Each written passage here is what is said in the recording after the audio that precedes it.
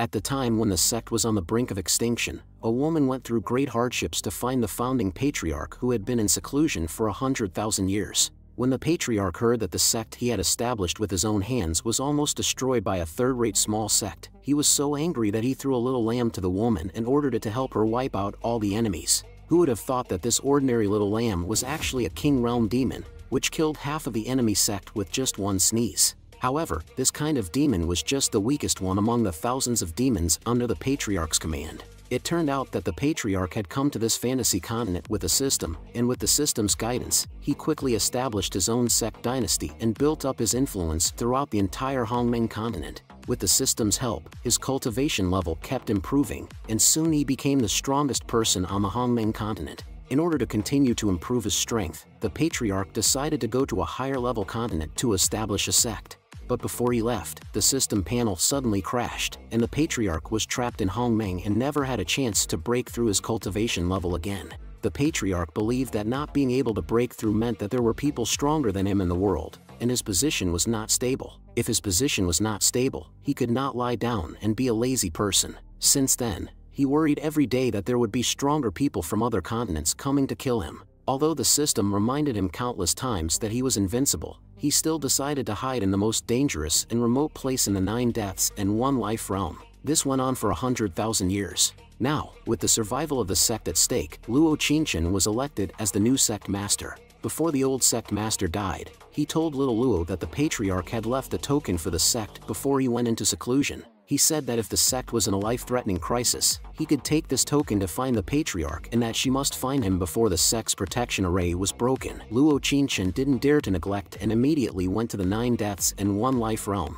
The hardships along the way made Luo Qingchen secretly think to himself, all 10,000 years have passed. Is the patriarch really still alive? At the moment of despair, an incredibly large chicken suddenly landed in front of her. Luo Qingchen looked carefully and saw that it was the monstrous and cannibalistic purple netherworld sparrow. This kind of high-level monster, even if the entire Divine Sword sect were to come, they would still be unable to escape being devoured. Luo Qingchen collapsed in despair. Has the fate of my Forget Immortal sect really come to an end? I feel ashamed that I couldn't complete the mission and failed my section. But who would have known that in the next moment, the purple netherworld sparrow would flap its wings and carry her on its back, flying towards the deepest part of the secret realm. Luo Qingchen was dumbfounded, thinking, am I dreaming? How could a monster like this allow a human to ride on its back? But before she could recover from her shock, the purple netherworld sparrow had already flown her to a palace, set her down, and bowed down to her, saying respectfully, Master, the mission is completed. Then, a white-haired man walked slowly out of the palace. Step back, he said. Luo Qingchen was instantly shocked, wondering who this person was that even the purple netherworld sparrow would bow down to. Luo Qingchen quickly bowed to show respect. As she was still stunned, her life-saving token suddenly floated up from her chest, and then flew directly to the man. Seeing this, Luo Qingchen shouted urgently, That's my sect's life-saving token. Why did you take it away? The man coldly replied, This has always been Patriarch Qingxian's possession. Why would I need to steal it? Luo Qingchen couldn't believe it. Could it be that he was the founder of my Forget Immortal sect, Qingxian Patriarch? Luo Qingchen immediately kowtowed desperately, pleading for Patriarch Qin to come out and save their sect. After understanding the ins and outs of the matter, suddenly his expression changed. My prestigious Forget Immortal sect was actually destroyed by a mere half-step Divine Realm trash. Just 100,000 years have passed, and the power I established has fallen like this? When have I, a traveler, experienced such frustration? Oh well, I'll just go and wipe them out with one palm. Just then, a dialogue box popped up in front of the Patriarch's eyes. The sect system is activated. The system is rebooted as a branching system. New mission released. Go through 6 trials before heading to the next continent. The Patriarch was immediately shocked. It's been 100,000 years. Do you know how I spent these 10 square years? System, oh system, you finally appeared again.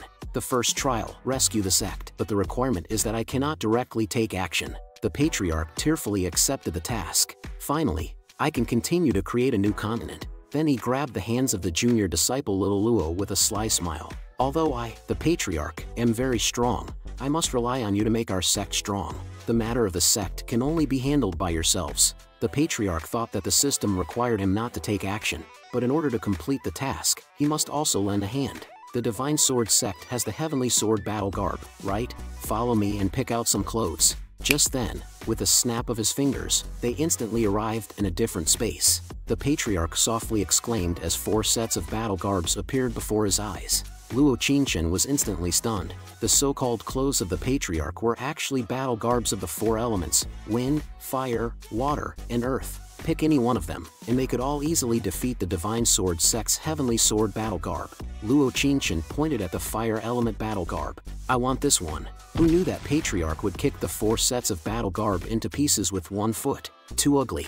Quickly get me a new batch, at least the kind that can be seen in Paris Fashion Week. Next, a set of purple battle garb caught Luo Qingchen's eye. This is the pre-heavenly poison battle garb, which was said to have been worn by a poison Shura to rescue his mother and defeat the heavenly Shura with one's own power alone, 10,000 years ago. At this point, Luo Qingchen had already imagined herself wearing it and the stunning scene it would create. Patriarch, this one, she said. But in the next moment, Patriarch slapped it into pieces. Girls should not wear anything too rebellious, he said. Then came the Thunder Infinite battle garb. No, the color is too gaudy. The Stellar Sea battle garb? The name is too tacky. The Primordial Immortal battle garb? No, my dog doesn't like it. With each explosion, Luo Qingchen's mental defense was shattered. Is this picking clothes for me, or destroying treasures? She wondered. Then, she hugged Patriarch's thigh and said, don't destroy it. Let's take this one. Patriarch looked at the bloody battle garb in his hand and said, this is the Sun God battle garb.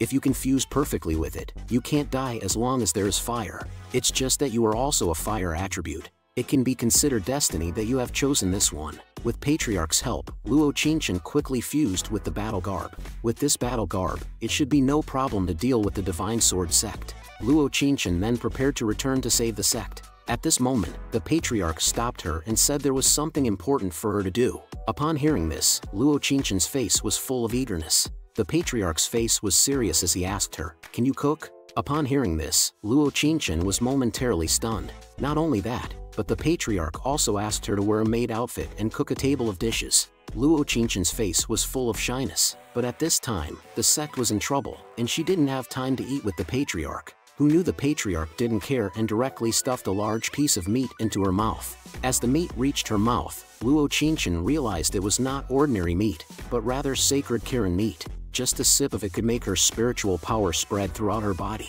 Legend has it that thousands of years ago, when a demonic cultivator's mother was critically ill, he, who was at the peak of his cultivation, wanted to hunt the Kirin to save his mother. However, he not only failed to hunt the Kirin but was also forced to perform a stand-up comedy routine for 3 years before the Kirin would let him go. This shows how precious the Kirin is. While Luo Qingchen was still in ecstasy, the Patriarch thought she was choking and poured a pot of water down her throat. But how could it be ordinary water? It was clearly Jade Spring Divine Brew, and it was a full glass. You see, even having a drop of Jade Spring Divine Brew was a luxury for the current Forget Immortal sect. Luo Qingchen was shocked and grateful, quickly kowtowing to express her thanks. The Patriarch casually said, no need to be polite. I still have a lake of Jade Spring Divine Brew. Luo Qingchen was stunned once again. Is this the grandeur of the Patriarch of the sect? Suddenly, a thunderbolt sounded, and Luo Qingchen knew that she had successfully broken through to the Quenched Bone realm. At this moment, the Patriarch system panel prompted that the task of expanding the sect had been completed,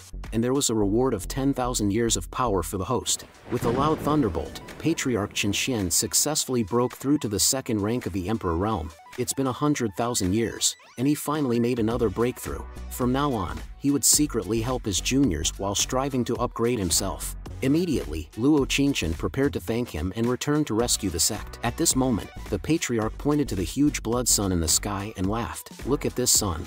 Don't worry, let's steam in the sauna again. In the sauna, the Patriarch looked very pleased, while Luo Qingchen felt embarrassed. Seeing this, the Patriarch said straightforwardly, or I can tell you a nursery rhyme to divert your attention. This positive story is called Master and Disciple Living Together. As the Patriarch spoke, Luo Qingchen suddenly realized that steam was gradually gathering around her. It turned out that the Patriarch was transmitting spiritual energy to her, and although the nursery rhyme seemed frivolous, it contained the legendary Imperial level technique, the Skyfire Burning Heaven secret. You should know that the levels of techniques are divided into yellow, mysterious, earthly, heavenly, and imperial, and even the strongest rival, the Divine Sword sect, is only at the earthly level. But now the Patriarch was teaching her the top imperial level technique. Luo Qingchen did not disappoint the Patriarch's kind intentions. The patriarch then said to the system, "I was just having a meal and telling stories with my junior. Is that against the rules?" The system was speechless. The next morning, as Luo Qingchen prepared to bid farewell after breaking through to the nourished spirit realm, the patriarch suddenly pulled out a small calf, saying that it could be roasted and eaten on the way if she got hungry. Looking at little Luo bringing back so many local specialties, as long as she didn't encounter anything strange, these should be enough to deal with the Divine Sword sect, who were no match for the mighty Forget Immortal sect. At this moment, the protective sect array of Forget Immortal sect was finally broken through. Forget Immortal sect was completely powerless to resist. Suddenly, a voice came from above. "Junior brothers and sisters, why are you so stubborn?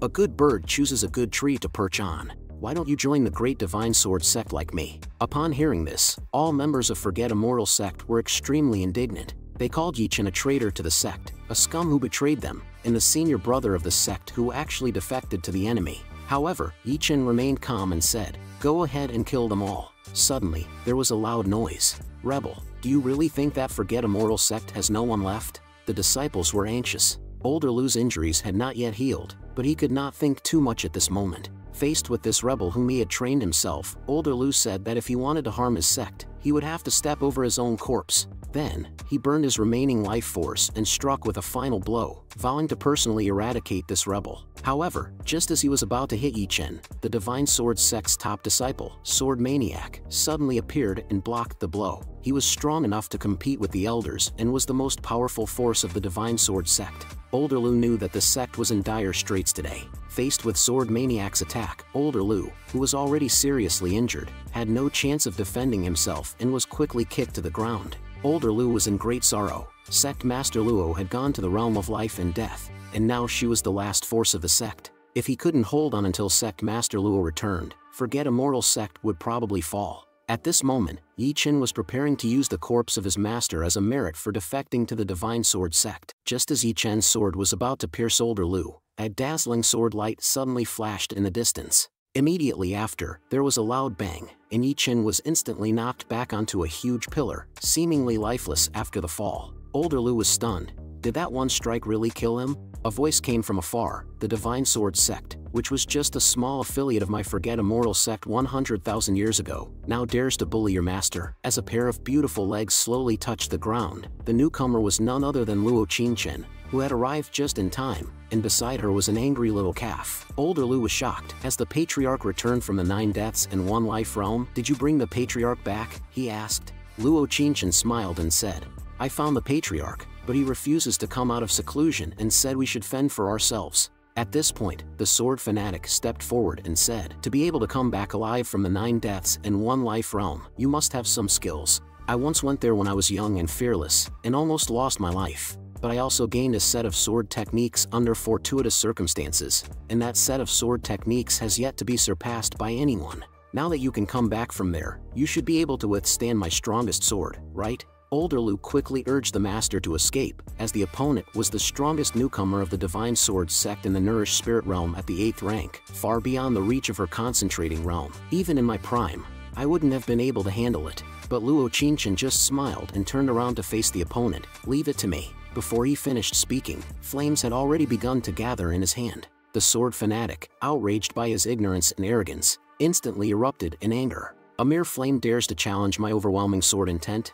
Dragon sword of deadly intent." But Luo Qingchen just coldly laughed. "Raging fire heaven decree," and his blue sword intent was instantly crushed by a phoenix made of flames. Immediately, Sword Maniac was engulfed by the sky-high fireworks, leaving everyone present in awe. In an instant, Sword Maniac was burnt down to only his underwear. Luo Qingchen looked at the so-called Sword Maniac lying on the ground and coldly said, "How dare you show off your skills where they are not needed?" Older Lu was nearly shocked to dislocate his jaw. "Master, what kind of opportunity did you have to improve so rapidly?" Suddenly, there was a sound behind him. "Who killed my disciple?" The person who came was none other than Tang Zong, the chief elder of the Divine Sword sect's half-step divine realm. Older Lu was once again shocked. "Run!" The old master died at the hands of his sword. Luo Qingchen listened and angrily glared. "It was you, bald donkey, who killed my master." Tang Zong immediately prepared to draw his sword. "Who gave you the courage to challenge me?" Just then, a flame suddenly floated in front of Tang Zong's eyes. He didn't think much of it,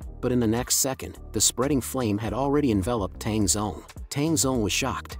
How could someone in the nourished spirit realm unleash the power of the divine realm? Die, bald donkey. Go to hell and apologize to my master. Suddenly, Tang Zong pulled out a long spear from nowhere, breaking through the flames in an instant and hitting Luo Qingshan's chest with a burst of energy in the next second. Looking at Luo Qingshan lying on the ground, Tang Zong had a smug look on his face. Did you think I was only good with the long sword? Actually, I'm also good with the long spear, and it's made of invincible diamond rock. Your master's adamantium chest armor was pierced by my rock spear and caused his death. In anger, Luo Qingshan struggled to get up and once again used the burning heaven decision, but Tang Zong used his sword energy to blow away the flames. At the same time, attacking with a gun, the raging fire has no effect whatsoever. As the attack seemed impossible to stop, at the critical moment, a calf's hoof fell from the sky, and the next second, it blocked the long gun with its horns. The supposedly invincible gun shattered into pieces instantly. Get lost, you bull. Tang Zong was stunned by what he saw,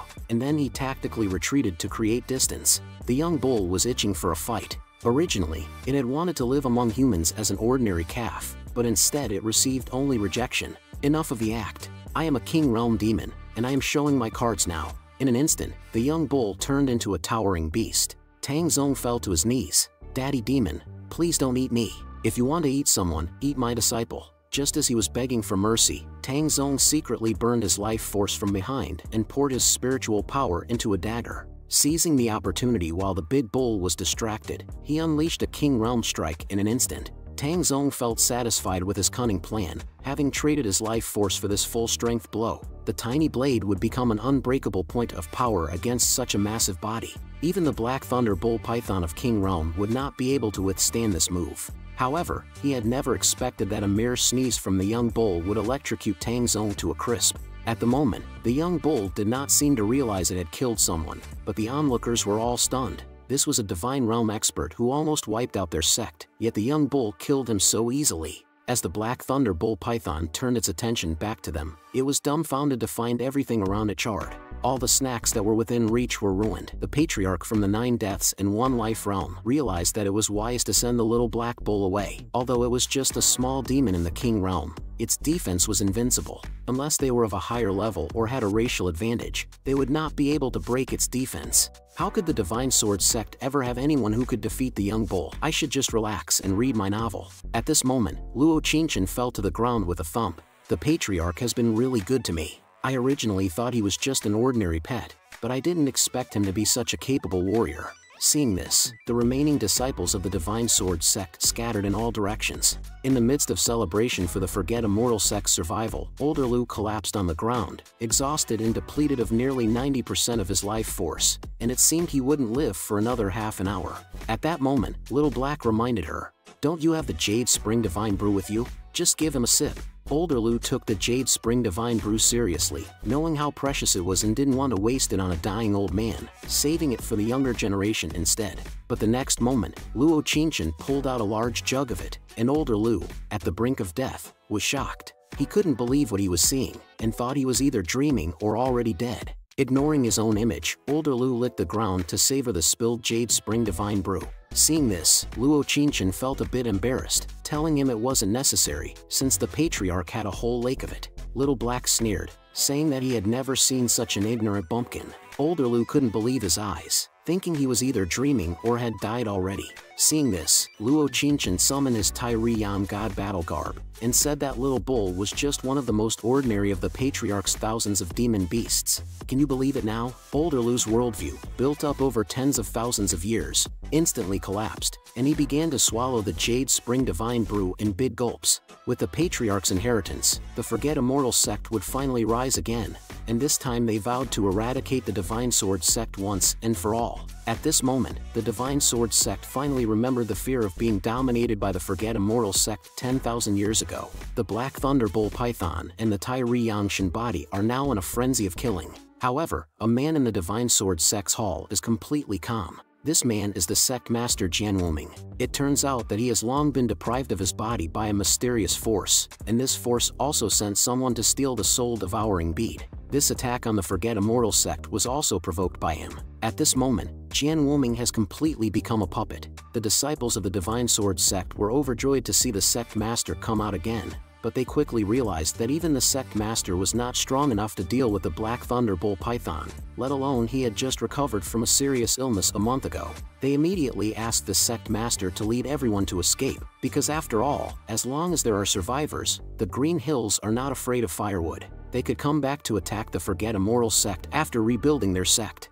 However, Jian Wuming, who had his body taken over by the magic bead, smirked and asked if he needed them, useless people, to replace the Forget Immortal sect as his nourishment. He lifted the soul-devouring bead and flew into the air, and the entire sect was covered by the magic bead in an instant. All the disciples of the sect were motionless under the magic light, and in a blink of an eye, all the disciples were killed by having their souls sucked out. At this moment, the soul-devouring bead was even more expanded, and Jian Wuming, under the blessing of the magic bead, kept ascending his level. He soon reached the level of King Realm 2nd grade. Luo Qingchen and the Black Thunder Bull Python, who were not far away, were shocked to see the scene. They wondered if the Divine Sword sect was killing themselves. Then they heard a noise behind the bull. No wonder the small Forget Immortal sect dared to launch a counterattack. It turned out that there was a mutated Black Thunder Bull Python and even the legendary Tai Ri Yangshan body. This is interesting. Seeing this situation, the little black one was shocked. These two people turned out to be demons.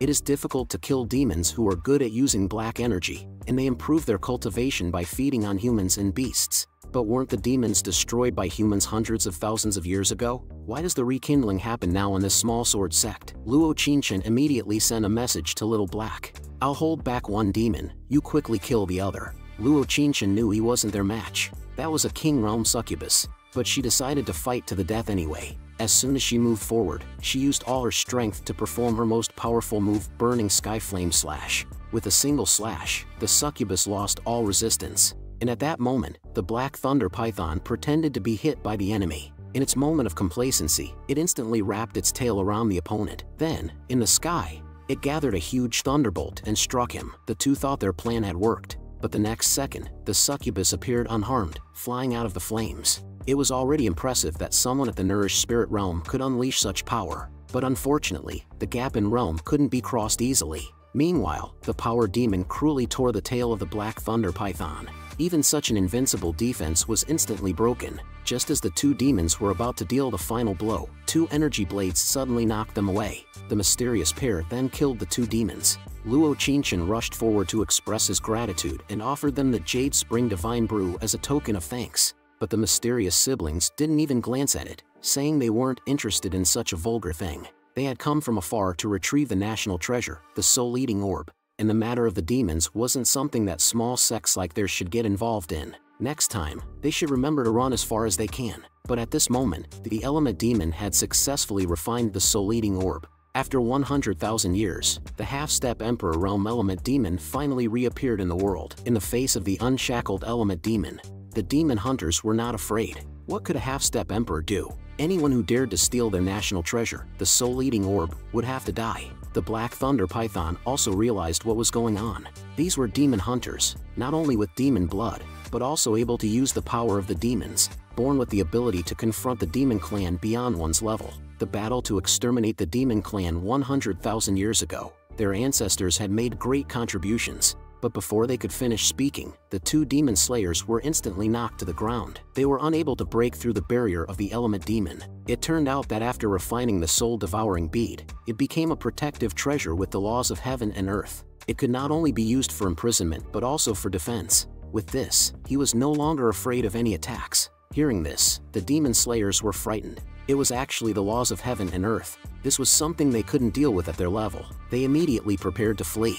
But at this moment, the original demon had already enveloped the entire continent with the soul-devouring bead. Two King Realm Demon Slayers, a mutated Black Thunder Bull Python, an Emperor rank battle garb, plus hundreds of Forget Immortal sect disciples, all became my nourishment. At this moment, Luo Qingchen was filled with regret. He shouldn't have led all the disciples of the sect to counterattack. Now, he could only watch as his cultivation was slowly being absorbed. Just then, there was a sudden loud noise in the sky. My juniors, hello everyone. A huge vortex suddenly appeared in the sky, followed by a giant colorful arm descending from the sky. The Black Thunder Bull Python immediately recognized that its master had arrived. The original demon was also trembling with fear. To be able to exert the power of the laws of heaven and earth without external help, this person was at least above the Emperor realm. This is just a small area where King Realm can claim to be king. Why would an Emperor Realm expert appear here, and still claiming to be the Patriarch of Forget Immortal Sect? At this point, Qinshian smiled and said,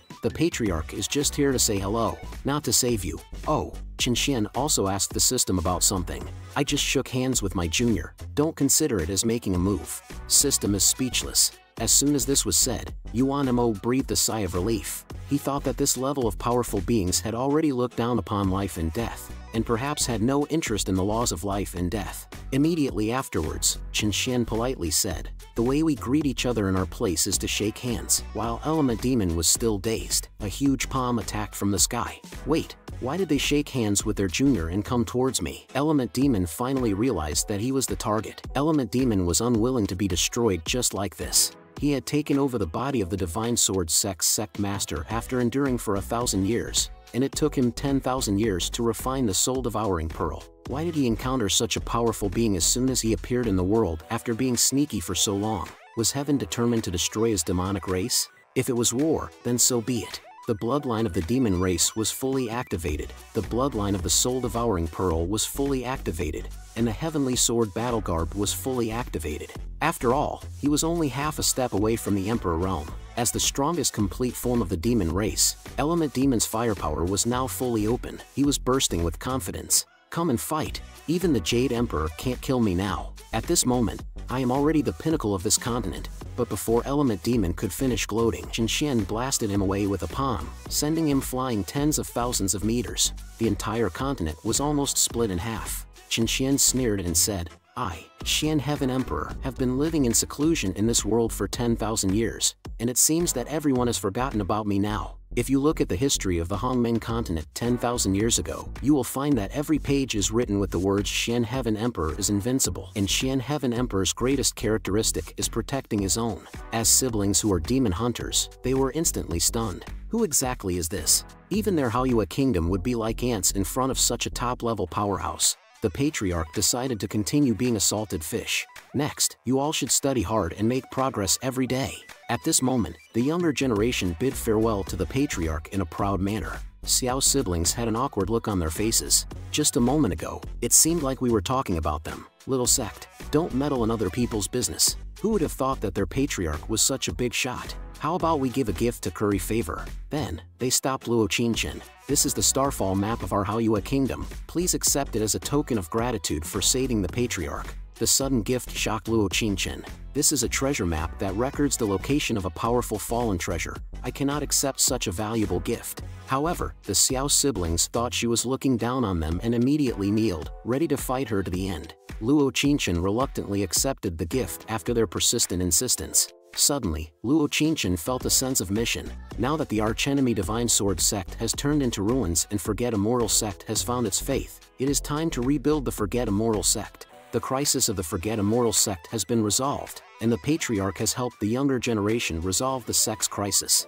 The first trial has been completed, and a direct reward of 10,000 years of power is given. Qinshian's realm has also reached Emperor Realm Tier 3. The system prompt stated that the next mission is related to the intruder of the 9 deaths and 1 life realm. The host needs to find clues on their own. With such generous rewards, Qinshian is looking forward to the next mission. At the same time, an old man suddenly visited the 9 deaths and 1 life realm. This person is named Jade Face Venerable Wenbaiyu. At the peak of the King realm, he thought he was invincible, and the ferocious beasts here treated him with utmost respect. Now that his life is coming to an end, he is preparing to find a geomantic treasure land to bury himself. How could he know who the real owner of this place would be? Suddenly, there was a loud noise in the sky, and Qinshian appeared in a shining manner. Upon seeing this, Wenbaiyu, of the King realm, couldn't help but kneel down on the ground. Qinshian questioned him, "How dare you trespass into my 9 deaths and 1 life realm? Are you going to take matters into your own hands, or shall I do it?" Unexpectedly, Wenbaiyu suddenly straightened his back and said, "I, Jade Face Venerable, am renowned throughout the world. You might have some misunderstandings about me." But the next second, he knelt down on the ground again. At a glance, he had seen Qinshian's true strength. Qinshian thought to himself, since the system prompts that the next task is related to this person, I'll ask if there are any task clues. He then asked, "Have you seen any declining sect forces or descendants of the Chen family?" Jade-Face Venerable frankly stated that 10 years ago, he had mentored 2 outstanding youths surnamed Chen on the Hongmeng continent's east side. One of them had exceptional talent and progressed rapidly, while the other was a complete waste, despite having the innate Thunderlight body. Although he had imparted his knowledge to the latter, it was of no use. Jade-Face Venerable continued, "During my thousands of years in this world, I've found that females surnamed Chen are usually talented, while males surnamed Chen are mostly trash." Hearing this, Chen Xian looked embarrassed and said, "My surname is Chen." He then controlled a colorful fist and was about to strike Jade-Face Venerable, but suddenly pulled out a pear from his palm. "Since you mentored my later generations, let me offer you a pear." Jade-Face Venerable, a renowned figure, had never suffered such humiliation. However, he had to swallow his pride in front of this powerful person. Suddenly, Wen Baiyu's old face turned red. "This taste is not a pear, but a millennium-old holy medicine that I have been seeking for ages, the golden snake-coiled fruit. Just one can replenish 1,000 years of life." He had searched for 1,000 years but had never found one. "I just imparted some knowledge to your later generations. You don't have to thank me at such a great cost." But while saying so, he is honestly and desperately gnawing on the food. Even though he feel embarrassed, Chen Xian pointed to the basket of radishes beside him. "I have a lot of useless things. If no one eats them, they will rot." Wen Baiyu widened her eyes in surprise and then hugged Chen Xian's thigh tightly, regardless of his image. "I'll be your underling. Even if I were your son, I would be willing to use my entire life to support you." Chen Xian was speechless. "If the system didn't forbid me from taking direct action, I wouldn't have taken an old man like you as my subordinate. However, now is the time when he needs someone to run errands." Meanwhile, on the other side, Chen Xian's descendant, Chen Daorang, looked puzzled. As the head of the Chen family, he prayed for Patriarch to help his family while looking at the Xian token left to him by Patriarch. If only Patriarch were still here. Suddenly, there was a thunder in the sky,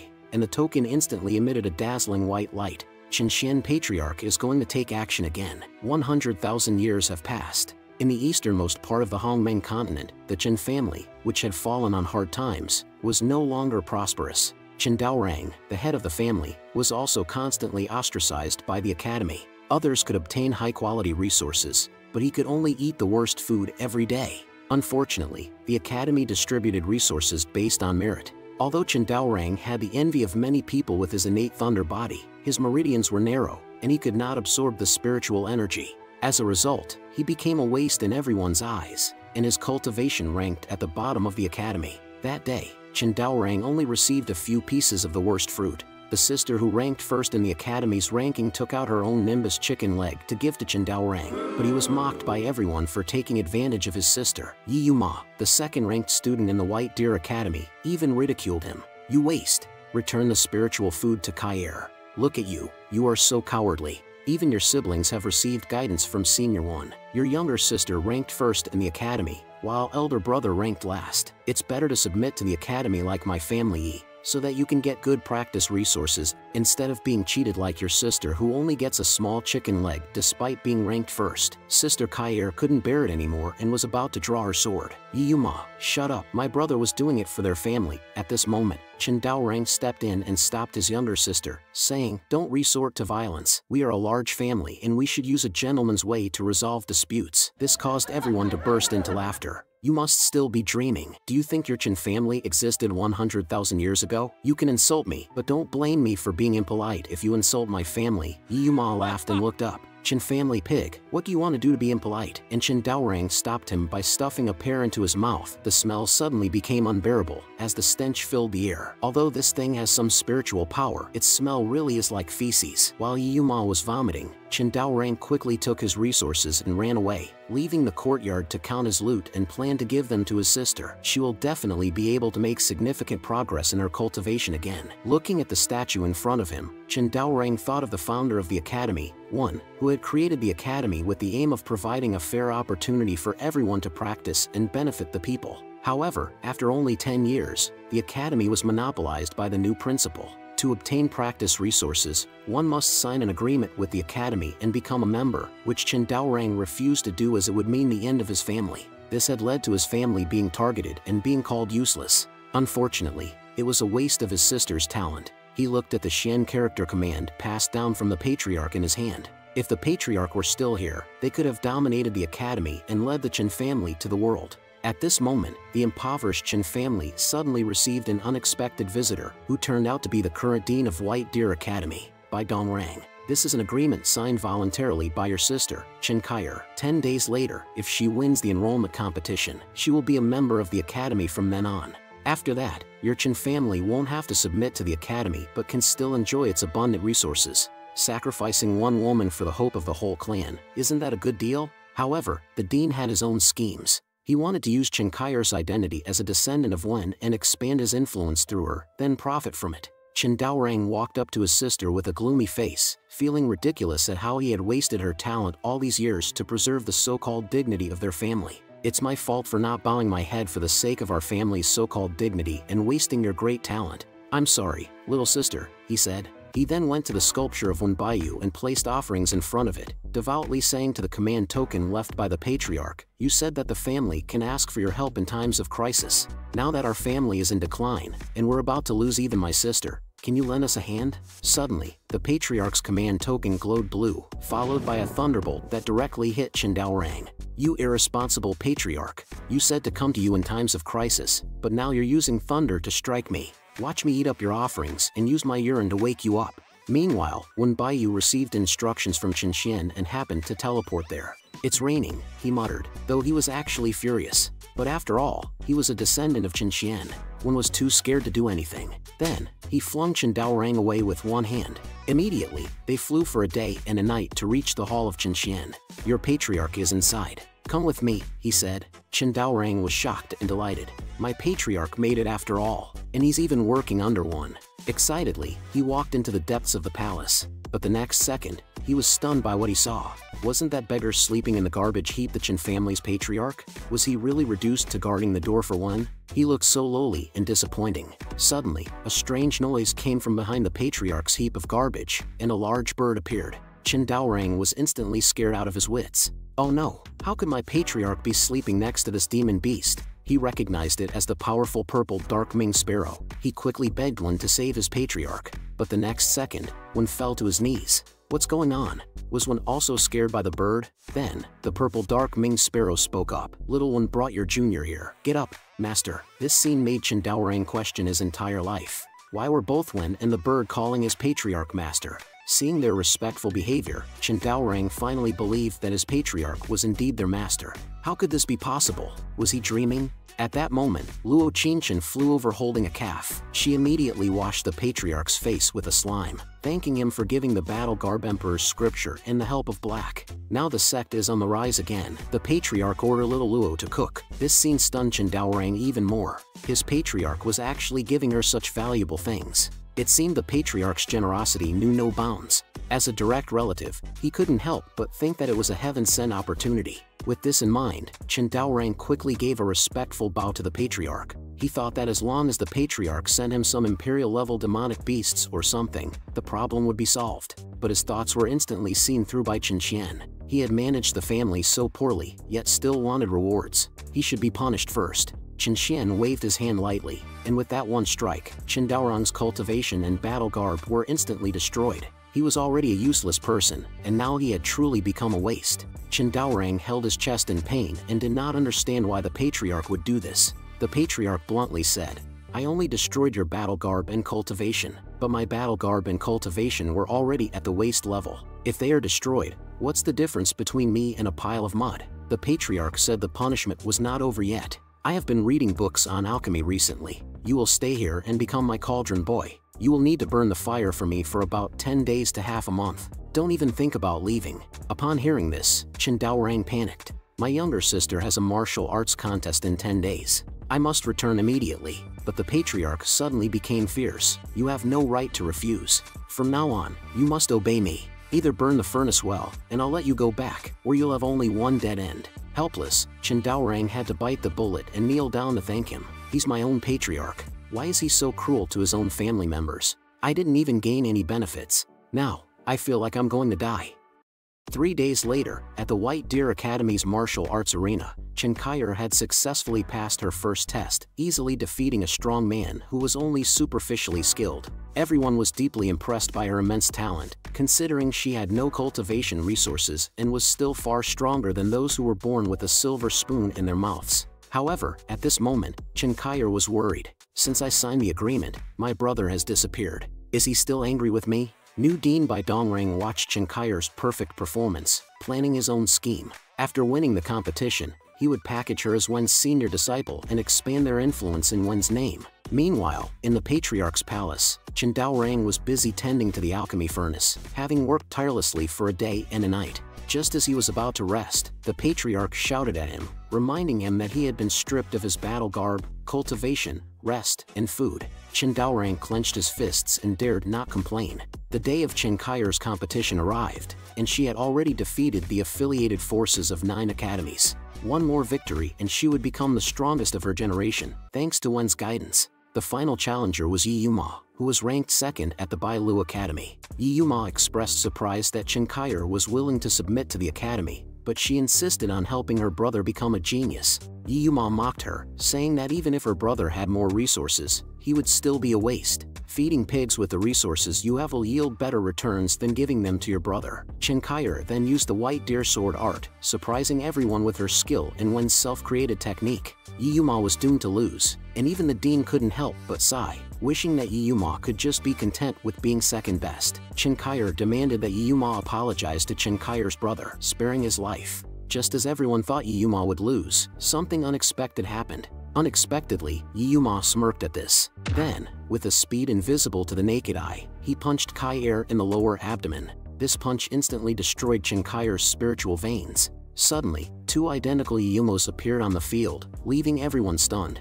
The dean was shocked and sat up. Isn't that the rare battle garb left by Senior One in the academy? The twin battle garb? No one wanted to believe that Chen Kaier would be defeated with just one hit. Yi Yuma pointed at Chen Kaier proudly and said, "I'll use your brother's words to reply to you. It's true that fortunes can change in an instant. Don't underestimate the poor youth." The dean's face was full of disbelief. He himself had always wanted to obtain the twin battle garb, which not only doubled the host's abilities but also gave them 2 lives. But it was left specifically for those with fate by Senior One. Where did this guy come from? At this moment, Yi Yuma was looking up at the sky, laughing smugly. "I was able to get the twin battle garb all thanks to Chen Daorang. If I hadn't eaten that shit pear and gotten diarrhea that day, I wouldn't have fallen into the academy's pit and found the twin battle garb." Chen Daorang had not rested for 10 days and nights and was deeply frustrated by this partial and biased patriarch who forgot his obligations after seeing someone attractive. He was indignant when he received a message from his family's token that Chen Kaier's cultivation had been destroyed by Yi Yuma and that he was currently on the verge of death. He was instructed to return home immediately. Meanwhile, on the martial arts stage, Yi Yuma and his twin battle garb had an overwhelming advantage. He lifted Chen Kaier with one hand and said, "I was originally looking for your brother to settle accounts, but he's disappeared these past few days. Why don't you kneel down and apologize for your brother?" The woman spat and said, "I refuse." Upon hearing this, Yi Yuma immediately slapped Chen Kaier in the face. "Do you still think you're the top student in the academy? If you don't kneel, I'll keep hitting you until you do." He then unleashed a furious barrage of attacks, causing the male students below to grind their teeth in anger. "Do you have no compassion for women?" they wondered. Chen Kaier, the goddess of the academy, had already lost the ability to resist. Why didn't Yi Yuma stop? This was clearly a case of settling a personal grudge in public. The dean of the academy not only did nothing to stop it, but even told Yi Yuma to continue. He said that even if he killed Chen Kaier, he would take responsibility for the consequences. The dean already had a new plan in mind. Now, Yi Yuma, who was more obedient, had the twin battle garb left by Senior One. This made him much stronger than Chen Kaier, who had only received some guidance. If he could become Senior One's spokesperson, he could easily increase the academy's influence several times over. Yi Yuma was no longer constrained by any concerns, and even came up with a more malicious idea than simply killing Chen Kaier. He looked at Kaier's long, slender legs and kicked them, breaking her leg bones and shattering her dantian. From then on, the academy's pride and joy became a useless person. At this moment, Chen Daorang sensed that his sister was in danger and angrily demanded that the patriarch let him go back to save her.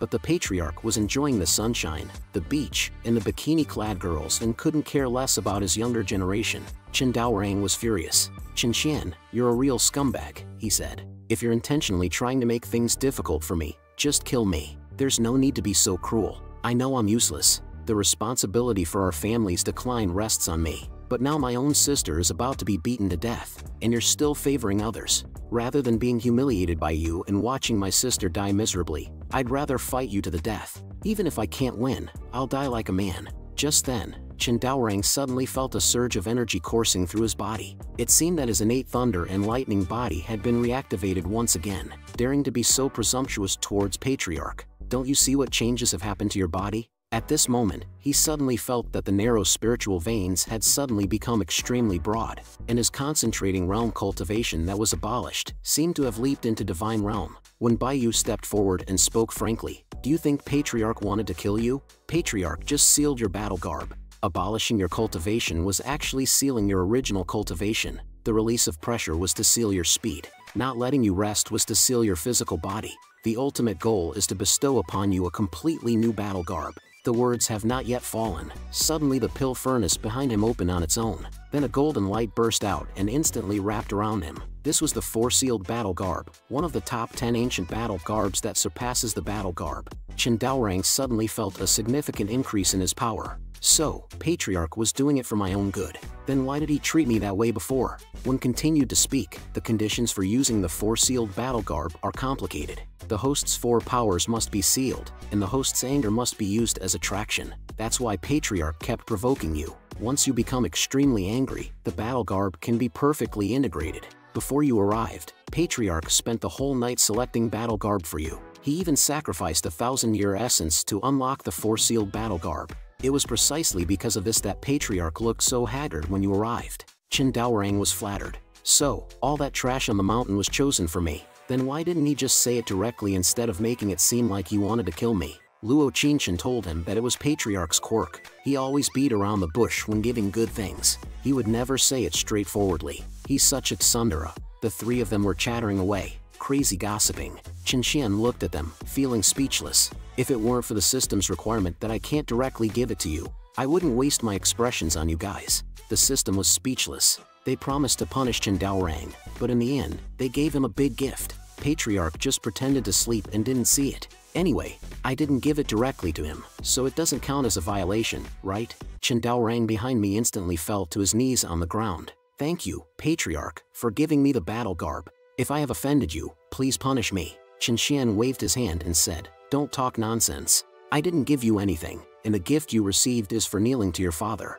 You even kneeled wrong." However, Chen Daorang said with emotion, "My father passed away when I was very young. He was also someone who spoke harshly but was actually kind-hearted, just like you are to me. So I didn't kneel wrong. You are like my father to me." Upon hearing this, the Patriarch immediately stood up with tears streaming down his face and said, "Here, take this little wooden stick and go back and beat up those who bullied your sister." At this time, Yu Ma used the severely injured Chen Kaier as a threat, demanding that the Chen family sign a surrender agreement. The elder of the Chen family had already been bribed, and just as they were about to sign, Chen Daorang arrived in time. "After a few days of not seeing each other, you dare to make decisions for me?" He punching the elder into the ground. Facing Yu Ma's aggressive behavior, Chen Daorang smashed the agreement with one palm and said, "I can't do what you want. If you want to fight me, I'll accompany you to the end. If I lose, my whole family is at your disposal. If I win, I might kill you. If you accept the challenge, we'll see the outcome on the arena tomorrow." The Academy's recognized #1 waste challenged the strongest in the Academy, gambling with the lives of his entire family. Everyone thought he was crazy. Even his sister, who was so strong, couldn't beat Yu Ma. This guy was simply giving himself away. The dean also said, "Umo, you don't have to hold back. Just kill him for me. This time I must teach these people who go against the Academy a lesson and establish my own authority." Yu Ma's face was full of contempt. "Now that I have my twin battle garb on, defeating you is as easy as crushing an ant." Chen Daorang didn't hesitate at all. "You're just lucky to have stumbled upon Lin Senior's inheritance in a dung heap because of me. During the days I was away from home, do you think I didn't come across any opportunities?" Yu Ma was taken aback by the sudden burst of momentum. The confidence he exuded was so strong that he must have really obtained some inheritance or opportunity. While he was still in a daze, Chen Daorang suddenly punched him hard. Yu Ma instinctively activated his protective energy to defend himself, but he didn't expect Chen Daorang to be directly bounced away. Then, he heavily fell to the ground. Yu Ma was stunned by the scene.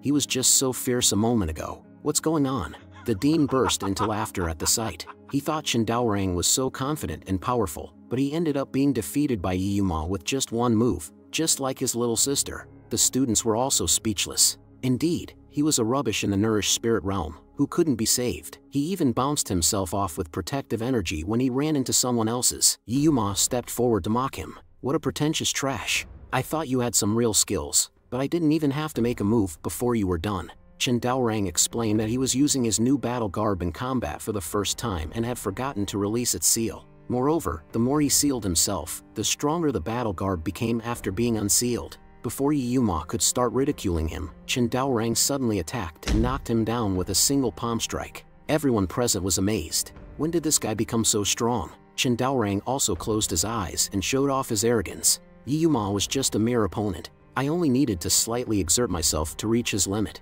But when he opened his eyes again, Yuma had already disappeared without a trace. Yuma had activated the twin battle garb, dodging the fatal strike. Yuma decided not to hold back and immediately used the 4 forbidden techniques. The 4 spiritual images were startlingly visible, causing everyone to be shocked. These were the spiritual image forbidden techniques passed down by Wen Senior, and even someone as talented as Chen Kaier had only learned one. Yuma had surprisingly learned all 4. The dean couldn't help but exclaim his exceptional talent, stating that with Yuma around, the academy's future was limitless. After the frightening blow earlier, Yuma didn't dare to take things lightly. However, Chen Daorang was completely composed at the moment. You thought I only had that much power earlier? Chen Daorang said, unsealing his speed and landing a kick to Yuma's stomach at an incredible pace. Before Yuma could react, he was sent flying with a palm strike. In an instant, all 4 spiritual images were shattered. This scene left the dean bald in shock. Not only were the spiritual images destroyed, but Yuma's twin battle garb was also shattered. Wen Senior's twin battle garb is nothing, Chen Daorang boasted. He's just my patriarch's little brother. I've even peed on his face before. Yuma couldn't believe Chen Daorang had become so strong. You must have used some crooked technique, Yuma accused. Since you don't believe me, Chen Daorang responded, I'll give you no chance to doubt me again. Chen Daorang unleashed his power, including the Divine Realm and Thunderlight body, with the 4 seal battle garb, crushing Yuma completely. What twin battle garb? Chen Daorang sneered. I have 4 seal battle garb, 2 more than you. The dean coughed up blood in disbelief. The 4 seal battle garb was one of the ancient 10 great battle garbs, and he couldn't believe Chen Daorang had reached the Divine Realm first rank. Bai Dongrang couldn't believe his eyes. This legendary battle garb actually existed.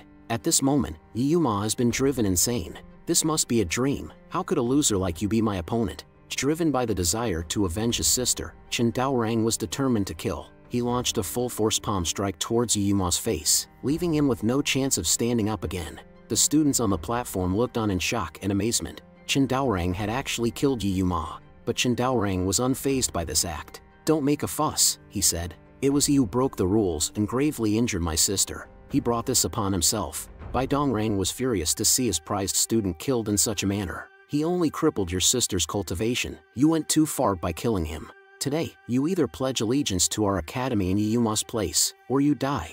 Chen Daorang was not intimidated in the slightest. I made a life and death agreement with him. Killing him was justified. Are you not afraid of being mocked for attacking a student? In the world of martial arts, strength is paramount. If you don't submit to our White Deer Academy, death is your only option. Life is precious, but if it means our clan must submit to your academy, then I'd rather die. You red-haired old bald donkey. The students were shocked to hear him insult the academy head in public. He doesn't know the meaning of death. Seeing Bai Dongrang's arrogance, Chen Daorang unleashed his trump card, White Whale Dive. This was a move that had once allowed his predecessor, Wen Baiyu, to single-handedly defeat 3 major sects. Sealing release. Followed by the collision of 2 tremendous forces, an astonishing energy burst out instantly, and even disciples with low cultivation levels were directly knocked away. Even the forest miles away was affected by it. Chen Daorang's strength completely exceeded their expectations. After the dust gradually dispersed, the dean could be seen panting and crouching on the ground. The students couldn't help but exclaim, who would have thought Chen Daorang had such power? Even the dean was injured by him. Moreover, what about the dean's hair? Bai Dongrang couldn't help feeling scared. He never expected that a loser could injure him to this extent. With such a record, even if he died, he could leave his mark in the history of the academy. At this moment, a burst of laughter suddenly came from the smoke and dust. If the dean could survive the battle against the 10 ancient battle garbs, he should be the one to leave his mark in history. This scene shocked everyone again. This guy actually didn't die, and he seemed to be completely unscathed. The dean couldn't believe what he saw, and immediately became alert, thinking that this guy must have had powerful magic tools to help him. If he was not eliminated today, he would become a threat in the future. but only Chen Daorang himself knew that he was pretending to be calm but was actually seriously injured. Trying to forcibly withstand this attack from a King Realm warrior, he could barely hold on. Chen Daorang, innocent people carry a jade, but those guilty are punished. Don't blame me for being ruthless this time. Before he finished speaking, Bai Dongrang made another move with the white whale falling technique. This move was extremely vicious and rarely used consecutively, because it consumed a large amount of life force. Therefore, when Senior encountered an ambush that year, he retreated from the arena after using this move. Seeing this situation, Chen Daorang no longer concealed his plan. He had originally planned to save the artifact for later use. Looks like there's no other way this time. This is the artifact that I finally managed to retrieve from Patriarch 100,000 years ago. I will definitely use this artifact to smash you to death. Upon hearing this, Bai Dongrang panicked. This guy has the ancient four-sealed battle garb, so it's not surprising if he really has some artifact in his hand. But when Chen Daorang opened it, everyone present was stunned. It was just a piece of firewood. Chen Daorang was dumbfounded. Isn't this the firewood I use for my alchemy furnace? I'm done for now. Bai Dongrang couldn't stop laughing. A waste holding a piece of waste. You really are a perfect match. Everyone was speechless. It turned out that he wasn't uninjured. He was just beaten silly. But at this moment, Chen Daorang still chose to believe in Patriarch. This is something that Patriarch bestowed upon me. It must be an ancient artifact. At the same time, Chen Xian Patriarch looked extremely embarrassed, because he knew that it was really just an ordinary piece of firewood. He was moved to tears by the plot of the protagonist losing his father when he was young, and he accidentally packed the wrong item. He originally wanted to give him a heavy ancient artifact. It was only then that he realized why the system didn't stop him at the time.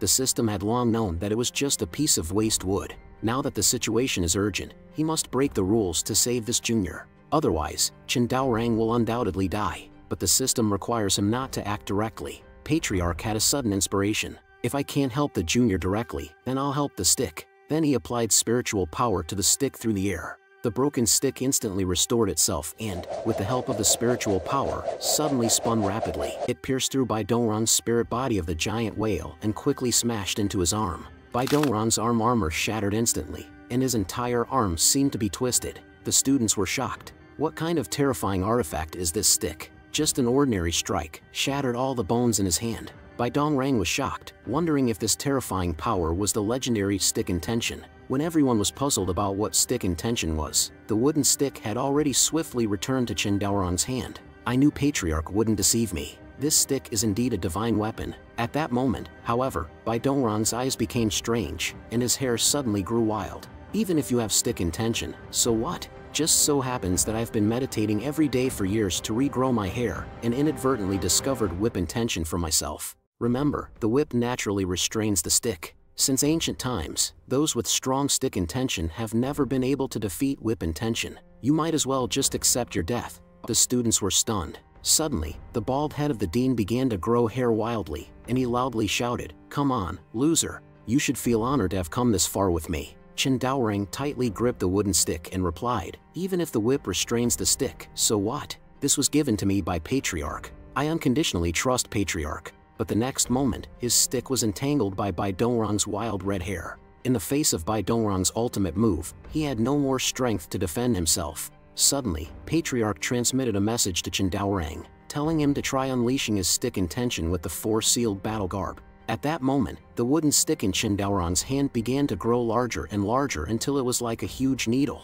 With a fierce strike, the giant whale was instantly shattered. Even Bai Dongrang could not understand how stick intention could grow larger, and the continuing growth of the stick even smashed his statue in the distance. Chen Xian looked on with satisfaction at this scene, remarking, "My disciples really are exceptionally gifted." The system was speechless, wondering what kind of stick intention Patriarch had given him, and how it could possibly be so strong. I only passed on my staff skills to my juniors, and did not directly take action. This doesn't count as a foul, does it? But if you want to know what this staff skill is, I'll reluctantly tell you. This is the book I've been studying recently, and it's also the staff skill I learned from the Monkey King. And at this moment, Bai Dongrang seemed to have no vitality left, while Chen Daorang looked at the shrinking staff in his hand. The Patriarch's artifact is indeed terrifying. Immediately, he shouted to the students below the stage, "The dean is dead, and now I am the new dean. Does anyone have any objections?" Everyone present expressed their submission. After all, whoever became the dean was the same to them. It was just the death of an annoying person and the arrival of another. However, Chen Daorang became serious. I want to reform. You don't need to kneel and submit to me. The original intention of Senior when founding the academy was to let everyone practice equally. I won't monopolize all the resources for my own selfish desires like Bai Dongrang. Without destruction, there can be no construction. From today on, I want to create a world where everyone can practice, and no one needs to submit to anyone. From now on, Bailu Academy became a sanctuary for public practice, and Chen Daorang's strength made everyone afraid to have any evil thoughts. Chen Kaier, his younger sister, gradually recovered her health, and the Chen family's reputation and territory once again shook the east of the Hongming realm. At this time, in the 9 Deaths and 1 Life realm, Chen Xian's realm had broken through to the Supreme One Piece Earth rank due to completing a system task, and he no longer had to worry about being attacked by anyone. He then prepared to ask Little Luo to cook, but suddenly found that the Black Thunder Bull Python and the Purple Ghostly Ming Sparrow were both severely injured on the ground. Chen Xian suddenly felt an unprecedented fear. How is this possible? Who did this? Just then, there was a sudden sound behind Chen Xian. Hello, Chen Xian. This is my gift to you. Do you like it? An aquatic element unexpectedly appeared here. In a fit of rage, Chen Xian didn't want to hear him talk. I want you dead. A spiritual hand descended from the sky in an instant. What? Your strength has increased. But in the next second, he sneered. How could it have only increased by a little compared to back then? A large hand covered in blue scales instantly blocked the attack. Ha ha, Chen Xian, you've been hiding here for too long. You can't keep up with the times. You owe so much blood debt from back then, and you still want to escape now? You'll just be a coward and keep running away. In an instant, countless blue giant claws rushed towards Chen Xian. Blood debt must be paid with blood, and it's a destiny that you can't escape. Just as he was panicking, a shout was heard. Patriarch? Patriarch, you're finally awake. The fried chicken you wanted is already done.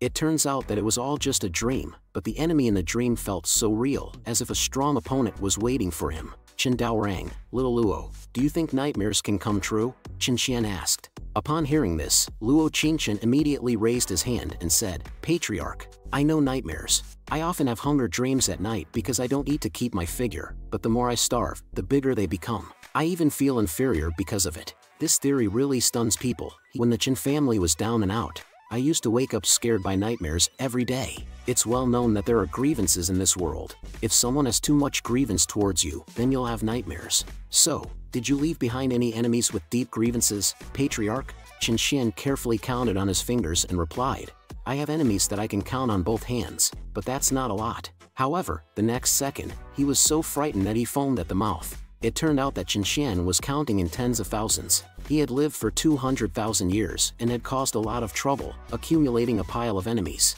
At this point, Chen Xian just wanted to become stronger and immediately asked the system, where's my next successor? I want to start trial 3. Don't worry, host, you don't have to wait this time because of an unexpected event. The task started 10,000 years ago because the threat from the Demon Clan was not completely eradicated. The Merlin that was born from their dead body is now once again a threat to humanity. However, at this moment Zhu Wuyan was still thinking about how to escape the battle. Even the passing old lady couldn't bear to watch. Zhu Wuyan, who now poses a threat to the human race, was ashamed to escape when even dogs can cultivate, but he had a sad expression on his face. Do you really think I don't want to participate in the battle? It's military regulations that prohibit disabled people from participating in the war. Then he pulled out a disability certificate. So you're disabled, the old lady said. Did we blame you wrongly? But you have all your limbs intact. Where are you disabled? Faced with the old lady's questioning, he knew he couldn't hide it any longer. He had to show them his most vulnerable scar by opening his mouth wide.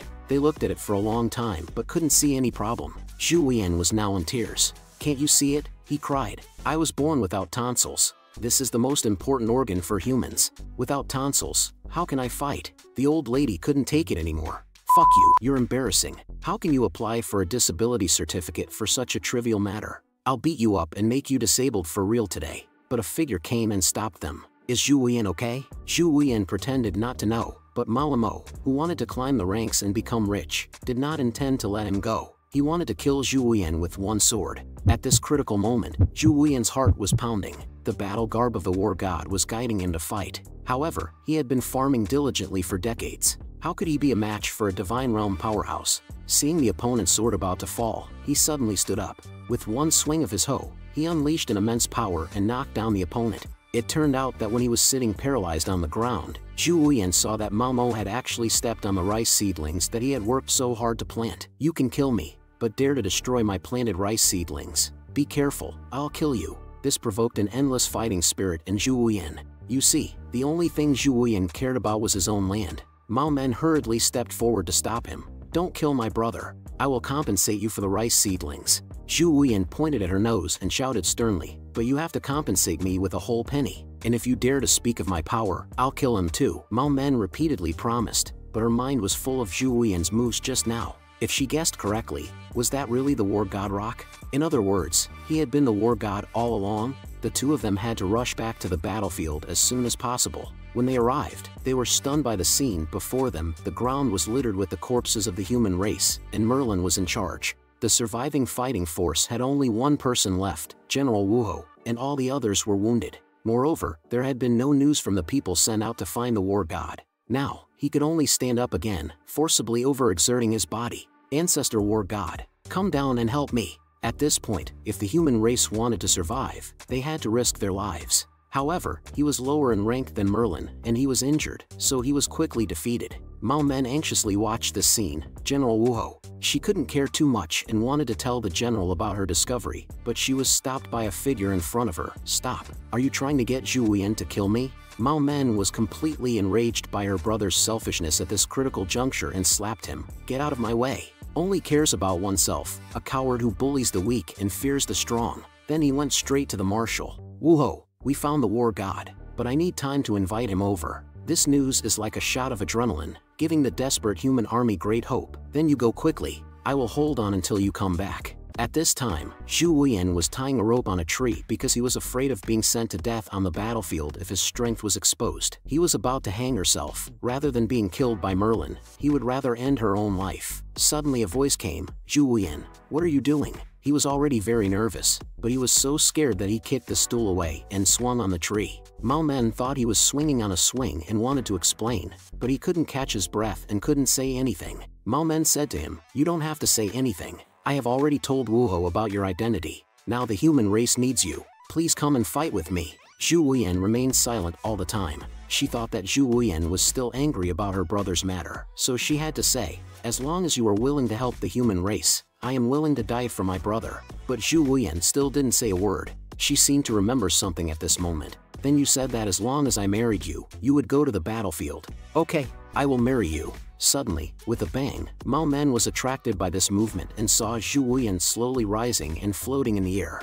At the critical moment, he actually erupted with endless small universe. Is this for real? Because of love, this peasant suddenly learned to fly. On the battlefield, Wu Ho led the last remnants, resisting until the end, unaware that all of this was Merlin's trap, designed to lure out the war god. Despite this, the human race was on the verge of collapse. With a crack, Wu Ho's war spear broke in response to the last attack, and after countless battles, he ultimately died at the hands of Merlin. Countless cries echoed on the battlefield. "Marshal!" The final attack had already been launched towards him, but suddenly, a Ho appeared before his eyes and blocked the attack at the critical moment. Both sides were stunned at the scene. "What? A human can block my attack?" Zhu Wuyan had arrived just in time at the last moment. Is this the war god? Zhu Wuyan was internally flustered, having never seen a demon before, especially not one with such a ferocious appearance. Both sides stared at each other in disbelief. Is this the war god? And is he really at zero cultivation? It turns out this was a fake war god, delaying time. "All demons listen up. Quickly kill the human army." The entire demon army rushed out with countless roars. The demon general directly attacked Zhu Wuyan, shouting, "I'll eat you now." Zhu Wuyan tightly gripped the Ho in fear, closed his eyes, and swung forward with all his might. This attack unexpectedly directly annihilated Merlin's army. Wu Ho widened his eyes in disbelief. Those were all nourished spirit realm experts, second only to the commanders. Was that the intent of the war god's spear? Qinshan of the Nine Deaths and One Life realm watched this scene with satisfaction. I knew that battle garb was perfect for this guy. You see, the strength of battle garb doesn't depend on one's cultivation, but rather on the intensity of the emotions of its owner. With victory in sight, the humans were cheering and jumping for joy. To show their sincerity, he shouted to Zhu Wuyan, "Great one! If you can save the humans, We'll offer up 100,000 mu of fertile land. This statement struck right at Zhu Wuyan's heart. What farmer doesn't love land? He had to fight for that 100,000 mu of fertile land. He swung his hoe at the newly arrived demon, but the arrogant demon only raised his hand to block it and sneered. Besides being faster, do you really think a hoe can be used as a weapon? How ridiculous. But the next moment, he regretted his words. A tremendous force erupted, enveloping the entire battlefield. What incredible power! Battle Garb was definitely going to win. Zhu Wuyan helplessly looked ahead and asked, "Did I solve it?" Fighting was exhausting, but suddenly a burst of laughter rang out. A huge, grotesque hand slowly extended. "Little ant, do you think I'm one of those foot soldiers? I have 100,000 demons living inside me. If you want to fight me, you have to kill me 100,000 times." This man, who was covered in heads and bodies, was a weapon specifically designed to kill humans. After surviving a devastating attack, not only did he not die, but he also unleashed an even greater force. Watching this horrifying scene before him, Zhu Wuyan was stunned on the spot. He was slapped into the ground with one hand and then bombarded with countless attacks. Each move was a deadly blow from the 100,000 demons who died at the hands of humans. Each strike was a fatal strike to the soul. Yes, he's right. I, Zhu Wuyan, can't do it alone. Looking at the god of war who was powerless to resist, the demon king suddenly felt bored. Chi, kill him. This monster's body suddenly showed a deep abyssal mouth, opening its mouth to swallow Zhu Wuyan. The human soldiers wept bitterly. Lord God of War, Zhu Wuyan. But suddenly, a loud shout rang out, and they were stunned. With a hoe, Zhu Wuyan struck down and killed 100,000 merlins in an instant. So, I can't possibly cultivate these 100,000 acres alone. It turns out he was just thinking about how to cultivate these 100,000 acres earlier. He also wanted a cow. Huh, great God, is this it? With your status, you can ask for something higher. Isn't having a cow already high enough? I wouldn't dare dream of being so presumptuous. But even if I give you a cow, you still won't be able to till the land. I'll give you 1,000 cows. The Demon King was speechless but helpless. He could only take action himself. A lump of flesh bulged from his chest and turned into a ferocious eye. That was the demon eye that had unsealed the God of War's abyssal seal 1,000 years ago. Legend has it that the God of War had sealed the demon race within a barrier that even the peak of the King realm couldn't break. 1,000 years ago, Ling Tong broke the seal with a single blow from the demon eye, and the Merlin clan saw the light of day again. I didn't expect to see the demon eye again on this day. Countless energy gathered towards it, and it erupted with unparalleled power, directly piercing through Zhu Wuyan. Warning, host descendant dead. Mission failed. Trial 3 has ended. You can't proceed to the next continent. Black energy swirled around Chen Qian's body. Don't be angry. I'll choose the second option for you. But Chen Qian remained calm. It turns out that the chicken wings were just burnt. Don't worry, the emperor isn't in a hurry, so why should the eunuch be in a hurry? That's the battle garb of the war god. As long as the fighting spirit is not extinguished, the war god will not die. Zhu Wuyan resurrected at full health. Unexpectedly, with one hoe strike, a large hole was dug in his chest, causing the entire audience to gasp in shock. All of this was under the control of Chen Qian.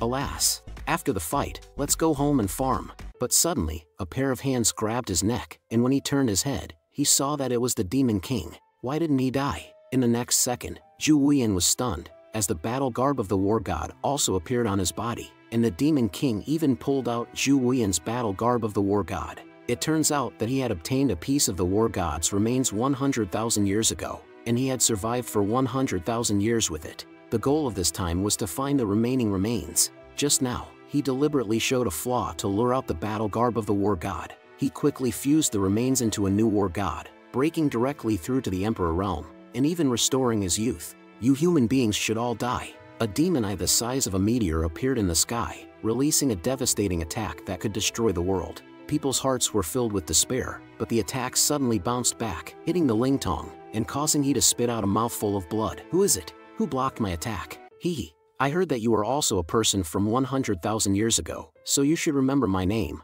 I am the Dark Emperor Chen Qian. He was once a human baby, but after 100,000 years, he became a generation of demon kings, leading the demons to ravage human beings, just because he was hunted by Merlin 100,000 years ago. But he was just a useless waste who couldn't cultivate, and was cruelly abandoned by the human race. Even his own mother had abandoned him. At the moment he thought he was going to die, the god of war killed the demons with his hands, but also abandoned him. At this moment, he had completely lost hope, but the god of war gave him hope again by telling him to fight or die. Under the guidance of the god of war, he unleashed an infinite cosmos, which is why he is who he is now. Chen Xian was slightly surprised and said that it wasn't what he heard. He was there at the time. It turns out that 100,000 years ago, he wanted to eat hot pot but had no base material, so he borrowed some spirit grass from the spirit tribe. However, the spirit tribe pursued him relentlessly and demanded that he return their tribe's treasure. After chasing them for 3 days and nights, he waved his hand and created a no-fly zone. But he made a big move, which caused part of the God of War's battle garb to fall off and was then picked up by Ling Tong. But who would believe this? Moreover, the God of War told him that he would die if he didn't fight. Chen Xian couldn't believe that the person who said such things was really the God of War. Chen Xian felt embarrassed upon hearing this. The truth was that after he opened the God of War abyss, he remembered that he had the base material, but he lacked dipping sauce for his hot pot. Suddenly, he went crazy and said that he had to dip it in bean paste. If he didn't, he would feel very unlucky. Therefore, there was no guidance from the God of War, and everything was his own doing. His faith of 100,000 years was destroyed by his own actions. And how could Ling Tong easily believe him? He summoned all his energy and transformed completely into the God of War battle garb, deciding to crush Chen Xian. People watched in horror as the true God of War raised his fist the size of a mountain. The invincible power split the ground open. "Die!" he shouted. But Chen Xian looked unhappy. "Why does no one believe me when I speak recently?" he wondered. In the next moment, he disappeared and appeared in front of Ling Tong. He slapped him hard, and at the same time, a giant spirit hand struck Ling Tong, scattering his body. This slap stunned Ling Tong. "Are you the Xintian Emperor?" Even the immortal war god was easily defeated by him. Who else could it be but the Xintian Emperor from years ago? "If I don't run now, I'll die for sure." With a swish, he shot towards the war god abyss. The Xintian Emperor's power was too terrifying. Not running would mean certain death. Zhu Wuyan was astonished by the scene. Even the Demon King is running away. Could that person really be the Patriarch? Realizing this, he immediately kneeled down. "Patriarch, please destroy Ling Tong, or he'll surely come back to get revenge on the human race." "Ah, you finally believe me now?" But he had no intention of saving him. "I'm just here to see the ditch I dug." Zhu Wuyan was getting anxious. "Patriarch, stop talking nonsense. The war god abyss has great significance to our human race. Please go deal with Ling Tong." So far, this person still thinks that Chen Xian is deceiving him and keeps muttering, "Patriarch, I believe in you, but please don't pretend to be a war god." Chen Xian was speechless. Even after living in seclusion for 100,000 years, no one believed him. He decided not to say anything and show them who the true ruler of this continent was. Suddenly, 2 giant hands descended from the sky, connecting heaven and earth, and slammed down on both sides of the war god abyss. With a single thought, they forcibly closed the war god abyss, and at that moment, the world fell silent. Zhu Wuyan stopped complaining, but the Ling Tong inside the war god abyss suffered a great loss. At that moment, he finally realized his mistake. The prophecy about the war god's return to the mortal world did not refer to him or Zhu Wuyan, but rather to the Xintian Emperor, Chen Xian.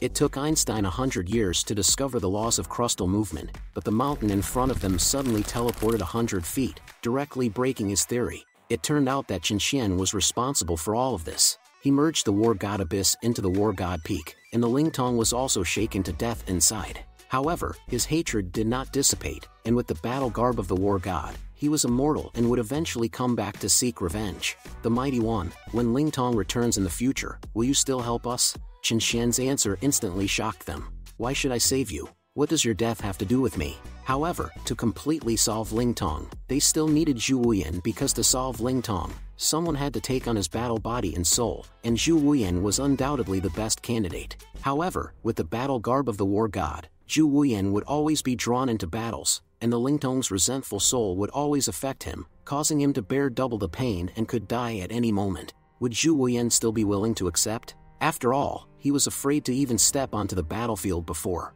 Therefore, Chen Xian did not force him, and if he refused, he could live peacefully as a farmer. Upon hearing this, Zhu Wuyan's face lit up with joy, and he ran directly to Mao Men. "Wife, regarding this decision, I first have to apologize to you." After experiencing what just happened, she didn't want Zhu Wuyan to suffer anymore. Then she heard a sound of apology, and Zhu Wuyan hugged her tightly. "I've decided to take on the battle garb of the war god. Let's put our marriage on hold for now, or else you'll be a widow." This sudden turn of events stunned everyone, and the Mao men couldn't come to their senses for a long time. In fact, after experiencing war, Zhu Wuyan also understood why people knowingly risked their lives without hesitation. It was because everyone had something they wanted to protect with their lives. Now he also has an important person, so he can't continue to be worthless. Before, everyone said that the invincible warrior was the war god, but now Zhu Wuyan believes that those who bravely face death are the true war gods. Patriarch, I, the junior Zhu Wuyan, am willing to take on the battle garb of the war god. I have no regrets in this life.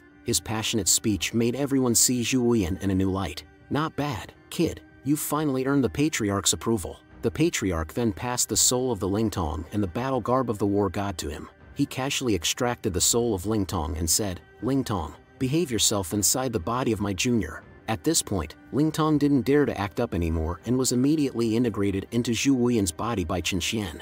At this moment, the system's voice rang out, announcing that the junior Zhu Wuyan had completely resolved the Merlin crisis and had reached the 7th level of the Emperor realm. And so the war finally came to an end. But suddenly a green light shot straight up into the sky, and because the power of the host had affected the earth, the burial ground of the spirit race had emerged prematurely. As a result, the 4th trial was opened ahead of schedule. The goal, for any junior to take the inheritance of the spirit race. Unexpectedly, after robbing the spirit tribe back then, now they have to go and dig up their ancestral grave. This is really unfortunate for them. Zhu Wuyan, the Patriarch, wants you to take down the inheritance in that tomb. Only success is allowed, not failure. This is a conch shell higher than the mountain, and with just a slight squint, even Ed Stafford dare not act rashly. However, Lingtong cannot tolerate this anger, and when the conch shell opened its fangs to eat him, the one-strike battle god gun directly killed it. After accepting Chen Xian's task, Zhu Wuyan searched for several days in the wilderness, and several days of sleeping in the wind and eating outside directly allowed Lingtong to take control of his mind. He also met Ed Stafford, who was surviving in the wilderness and was hiding from the pursuit of the conch shell behind a small hill. The conch shell, which covered the sky and the sun, was just a meal in Lingtong's eyes, and he killed it instantly. Ed Stafford widened his eyes because he could not sense any cultivation aura from Lingtong's body. The use of the battle garb of the war god even made Zhu Wuyan sober up. He looked at the conch shell in front of him in confusion, and a green bubble emerged from his mouth, which instantly erupted with a strong suction force, sucking the entire conch shell inside. And then he burped. Only then did he realize that the meat of the conch he just obtained had disappeared like this. Seeing this scene, Ed Stafford believed that this was definitely a conch shell that had lived for 100,000 years, and the green bubble was going to hatch a conch girl. At the same time, the bubble also changed from green to pink, and the two of them looked at the spectacle in front of them with anticipation. With the sound of the eggshell cracking, something was really about to come out, but the next second, they destroyed their own eyes and strangled themselves. Even if they died, they did not want to see this thing. Originally, when he came out, not only was he not a girl, but also a fat uncle. The key is that he dances without clothes, with a look of affection. Zhu Wuyan immediately wanted to take justice into his own hands and grabbed a hoe. But strangely, not only did he fail to harm him, but he was also hugged by the greasy uncle. "Master, I missed you so much." This astonishing touch made Zhu Wuyan, who had already been hungry for several days, vomit blood. What shocked him the most was that the attack automatically bypassed this person. After the uncle hugged Zhu Wuyan, he looked a little puzzled. This breath and feeling are not right. Although there is the laziness of a master, it is far from him. This is actually a dead pervert who imitates his master. He pushed Zhu Wuyan out again. Who is the pervert? It turns out that his master was chased by the spirit tribe for 3 days to make hot pot, and then he fell asleep on a conch shell and slept until now. So he asked, "What year is it now? Do you know where the spirit tribe is?" "Oh, elegant gentleman, it is now the Kanglin year. The spirit tribe you mentioned has already become a tomb." The uncle was struck by lightning. Damn it. Does that mean he has been sleeping naked for 100,000 years, and the powerful spirit tribe died too? Did they die together with my master? At the thought of this, he immediately got up. Even if the spirit tribe died and became a tomb, I will still avenge my master. Seeing that he wanted to run away, Zhu Wuyan immediately chased after him. "You stole my conch shell and want to run?" Ed Stafford watched with envy as the two of them flew away. Why are their bodies so strong? He wondered. He recalled the features of the two. Damn it. Does starving and not wearing clothes make you stronger? And so, a legend of a naked man in the wilderness was born. On the other side, Chen Daorang ate roasted meat while Luo Qingchen reminded him that they were very close to the tomb of the spirit clan, and roasting meat could easily attract attention. However, Chen Daorang was full of complaints. "It's okay, Sister Luo. You're already in the divine realm, 3rd grade. What are you afraid of? Could it be that there are still people coming to steal our barbecue in this wilderness?" It turned out that they were also sent by Chen Xian to take down the tomb of the spirit clan. However, Chen Xian invited Luo Qingchen to eat barbecue to help her advance to the divine realm. Seeing this, Chen Daorang couldn't help but feel envious and asked Chen Xian for some benefits. Patriarch, I have been lacking fatherly love since I was young. Now you suddenly want me to embark on a long journey. Can't you give me some treasures like you did for junior sister, even if it's just a hair of yours? I can carry it with me to remember you. Under his strong request, Chen Xian had to give him a hair, not knowing that it was originally intended for Xian Heavy Ruler. But he couldn't resist Chen Daorang's emotional appeals. Suddenly, a voice came. Oh no, little brother, please don't chase me anymore. I smell food. Can I make it up to you? Chen Daorang was curious about the source of the voice. The ground under his butt suddenly rose up, and his buttocks tightened. A hoe hit its mark, and the pain was so excruciating that it tore at his heart. Zhu Wuyan and another person had followed the scent and arrived. They looked up and saw the roasted meat. Without a word, they grabbed and ate it. Chen Daorang, who was ambushed, clutched his buttocks in pain and lay on the ground. Who are these robbers who dare to steal my barbecue? The two of them looked embarrassed, but the movement of the mouth did not stop for a moment. Zhu Wuyan brandished his war god spear and tried to strike, but Chen Daorang managed to dodge it, albeit with a slight scratch. The intense battle spirit between them shocked both of them.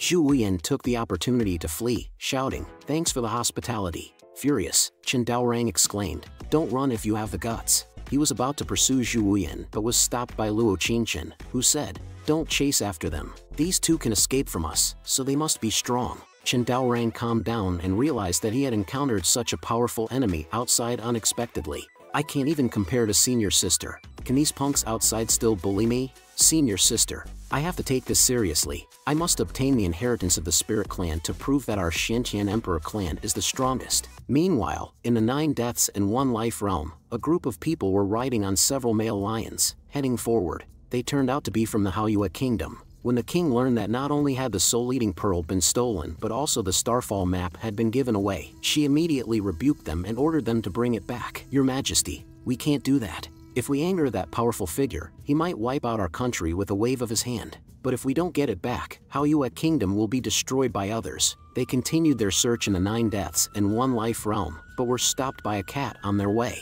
The diamond male lion directly patted it away. The king clapped his hands in approval. What makes a stray cat worthy to play with a noble lion? However, they regretted it the next second. A thud resounded twice. A huge roar echoed through the sky. 2 noble and pure-blooded great demons, the Shadow Wolves, appeared before them. It turned out that the little cat just now was their child, but now they couldn't spare any time for shock. Duan Muley gave the order directly. Don't be afraid. The bloodline of the Diamond Lion is also strong. Go! However, what happened next was beyond everyone's expectations. The 3 Diamond Lions directly defected. They crouched cutely in front of the Shadow Wolves, barking twice and wagging their tails. At this point, they were already powerless to resist the terrifying pressure. The king fell to his knees with a bang. Suddenly, a voice came. Don't be rude to guests. They are guests of Patriarch. Do you want to be neutered by Patriarch? The 3 turned their heads to look, and it turned out to be the world's #1 great demon, the purple shadow sparrow, standing with someone on its back. The Shadow Wolves that were just imposing earlier fled directly, but the person's next words shattered their worldview. Are you 3 here to find my master? You've got the wrong place. This is just my master's litter box. The King Realm Strong referred to him as master, and he said this desert is just a litter box. Their brains stopped functioning. Arriving at Patriarch's residence, Duan Muley looked disgusted. The spiritual energy of this place is not great. But soon, she screamed repeatedly, I broke through. I broke through with such rich spiritual energy. How did this happen? Old One looked at them with a grin.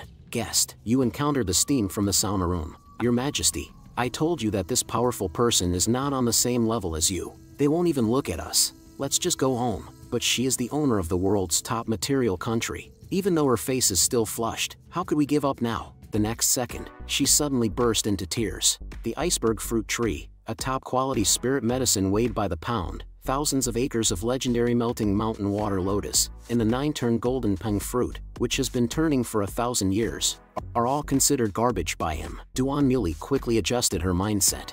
It's just that his resources are better than mine. If necessary, I can use myself as a bargaining chip. After all, I am the most beautiful person in the world. Even though this tactic is terrible, it is indeed popular. At this moment, countless thunderbolts sounded in the sky, and a figure appeared. They stared dumbfounded at the perfect body holding a barbell while working out. Weren't you the ones who saved my juniors back then? It seems that I owe you a favor, then tell me what you want. The 3 of them had already crashed. This person was actually using the Black Thunder Bull Python at the King Realm level to train his arm strength. And in terms of temperament and looks, your majesty can't compare at all. Duan Mili was completely convinced. To make someone as powerful as him owe a favor, you are the greatest hero of our Haoyue country and history. Chen Daorang tracked down the spiritual clan inheritance all the way here, but as soon as he appeared, he was surrounded. Before the spiritual tomb opened, he wanted to enter before our major sections. Does he not consider us at all? They thought that with the guidance of the Starfall map, they would be the first ones. Unexpectedly, this place has been occupied. At this moment, someone flew out of the crowd. Who are these insignificant people? Do you not know if the order of entry has been arranged? Hurry up and report your name. I'll rank you, but remember to have your elders kneel and thank me. No. Who are you? We are from which sect and clan? You are not qualified to know. Although he was publicly challenged, there are many sects here, so he, as an elder, cannot directly lash out. How dare you? You don't even know the largest sect in the world. Hanma Yudru, you're 8 years old this year. As the strongest newcomer in our sect, take care of them. A young man with a ghostly back stepped forward. It seems I must teach you old-timers a lesson. Suddenly, 2 people on the ground caught Chen Daorang's attention. It was the duo of leg thieves, Zhu Wuyan. Senior sister, I'll go get revenge now. Chen Daorang, don't be rash. We don't know their strength yet. This completely ignored Hanma Yudru's actions and thoroughly angered him. You scoundrels. You don't take me, the top newcomer, seriously? Have you considered the cost of ignoring me? I'll use the dragon-slaying sword to slaughter you all, you worthless dogs. Legend has it that this is a legendary spiritual weapon that was made famous at Starbucks. Using such a treasure to kill ants is like using a sledgehammer to crack a nut. The bigwigs of the sect also take advantage of the opportunity to show off. After all, we are the largest sect in the world. It's standard practice to give newcomers a top-quality weapon. Heh. Finally, all the sects in the world have gathered together. Of course, we need to find a reason to show off. Hanma Yudru, hurry up and kill these garbage. At this time, Zhu Wuyan had just woken up. After escaping from Chen Daorang, he had arrived here early. Oh my god, did the guy we owed money to last night show up? What a petty person. Can't we just eat a few legs of his? After being played last time, Chen Daorang didn't dare to be careless. He took out a huge stick from his pocket. What do you mean you only ate a few legs? This scene caused everyone to burst out laughing. What kind of garbage sect is this? Their weapon is just a broken wooden stick. Hanma Yudru raised the dragon-slaying knife high. Even a poor and inferior trash like you dare to show off in public. Die for me. But suddenly the dragon-slaying knife shattered instantly. Both the person and the knife were hammered away. The entire crowd was stunned. Only a huge stick covering the sky and the sun was seen. It slammed down with a loud bang. The explosion echoed throughout the scene. It turns out that Chen Daorang had just enlarged a tree branch and accidentally hit Hanma Yudru with it. Who can he reason with now? This power is probably beyond that of a top-quality artifact. Compared to this, the dragon-slaying knife is simply garbage. Chen Daorang looked at the scene before him with great pride. But the next moment, they were all shocked. This person actually flew out unharmed. We just wanted to eat a few legs. Was there a need to cause such a commotion? Looks like I have to return the favor. God of War, Overlord Spear. Here we go again. But it's so huge. The #1 sect in the world has gone completely crazy. What kind of ghostly tool is this hoe? Hanma Yudru, the strongest creature on the surface, stood up after being knocked down in the distance. So what if your weapon is good? I have a ghost-back steel bone body. This little bit of damage is nothing. Just as he finished speaking, he flew up again. Zhu Wuyan's attack hit him directly. The light waves kept washing over his body, and he flew off again in a spiral. What is this now? Hanma Yudru, holding the top-grade spiritual weapon dragon-slaying knife in his hand. At this moment, he begged his master to take him home. The 4 legendary battle bodies appeared in the sky. The hoe and the stick have become equipment that surpasses the extreme quality. The leader's brain of the #1 sect in the world is already calculating. Luo Qinshan saw the thief who stole and dared to fight back. In a fit of anger, he transformed into the great Sun Yan god body. Live like a flame, die like a fire, burn the heavens and flame slash. Suddenly, a phoenix cried out in the sky. The #1 sect in the world trembled in fear. Zhu Wuyan looked at the overwhelming flames with a disdainful expression. What's the use? Just avoid it. Suddenly, his eyes became hollow. His Lingtong unexpectedly intervened at this critical moment. You want to leave? This is the great Sun Divine Flame. Your mortal body will die if it touches it. Zhu Wuyan's body was imprisoned in place. A figure suddenly stepped forward. He opened his arms and stood in front of him. Little brother, don't panic. I feel that we have an inexplicable destiny. Let me, Uncle Qingpeng, block this move for you. A scream echoed throughout the spiritual tomb. The body fell directly from the air. Zhu Wuyan also recovered his body at this time. Fatty, what are you doing? Only Luo Qingchen stood proudly, fighting without mercy. This is the price of your arrogance. This scene completely aroused Zhu Wuyan's battle garb. Fatty, I remember this kindness. I will definitely avenge you. But the next second he was ecstatic. Ah, it's okay, it's okay. Uncle Qingpeng, I'm sleeping here. Fatty, you're not dead? Why would I be dead? My master said. No matter what pain you experience, as long as you sleep well, the pain will disappear with the dream. Before he finished speaking, the flames on his body had already gone out. Chen Daorang and Luo Qingchen looked at this scene in surprise. Senior sister, your great son Divine Flame actually went out.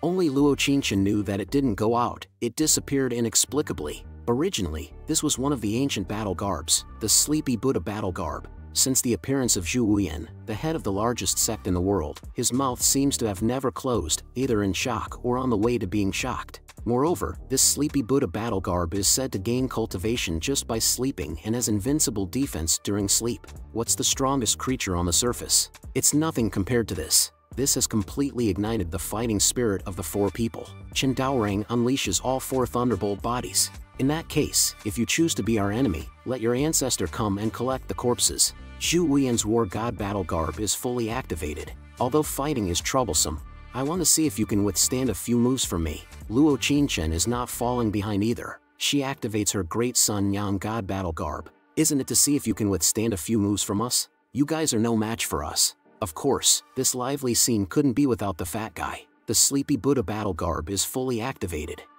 Little brother, rest assured. If they dare to bully you with their numbers, I'll help you. Suddenly, the four shadow images of the four great fierce beasts converge in the sky. The collision of their oppressive forces alone is deafening, and the people on the ground dare not approach. What kind of monsters are these newcomers? Each one has such good equipment. At this moment, Han Mayudru's voice comes from the side. Master, I want to go home. Patriarch now kneels directly in front of the woman and claims to be a commoner who can be at her disposal. It turns out that the Great Wu nation is his descendant's power. 10,000 years ago, Great Wu unified the North Wilds and has now fallen into a small country, constantly facing the annexation of the North's largest country, Great Zhou. The Haoyue nation was supported by Great Wu to rise, so the woman in front of them went through countless hardships to find him and get the Starfall map in an attempt to obtain the inheritance of the spirit race and then assist Great Wu. After learning the news, Chen Xian triggered the system task to save the successor of the Great Wu host, but he couldn't directly intervene.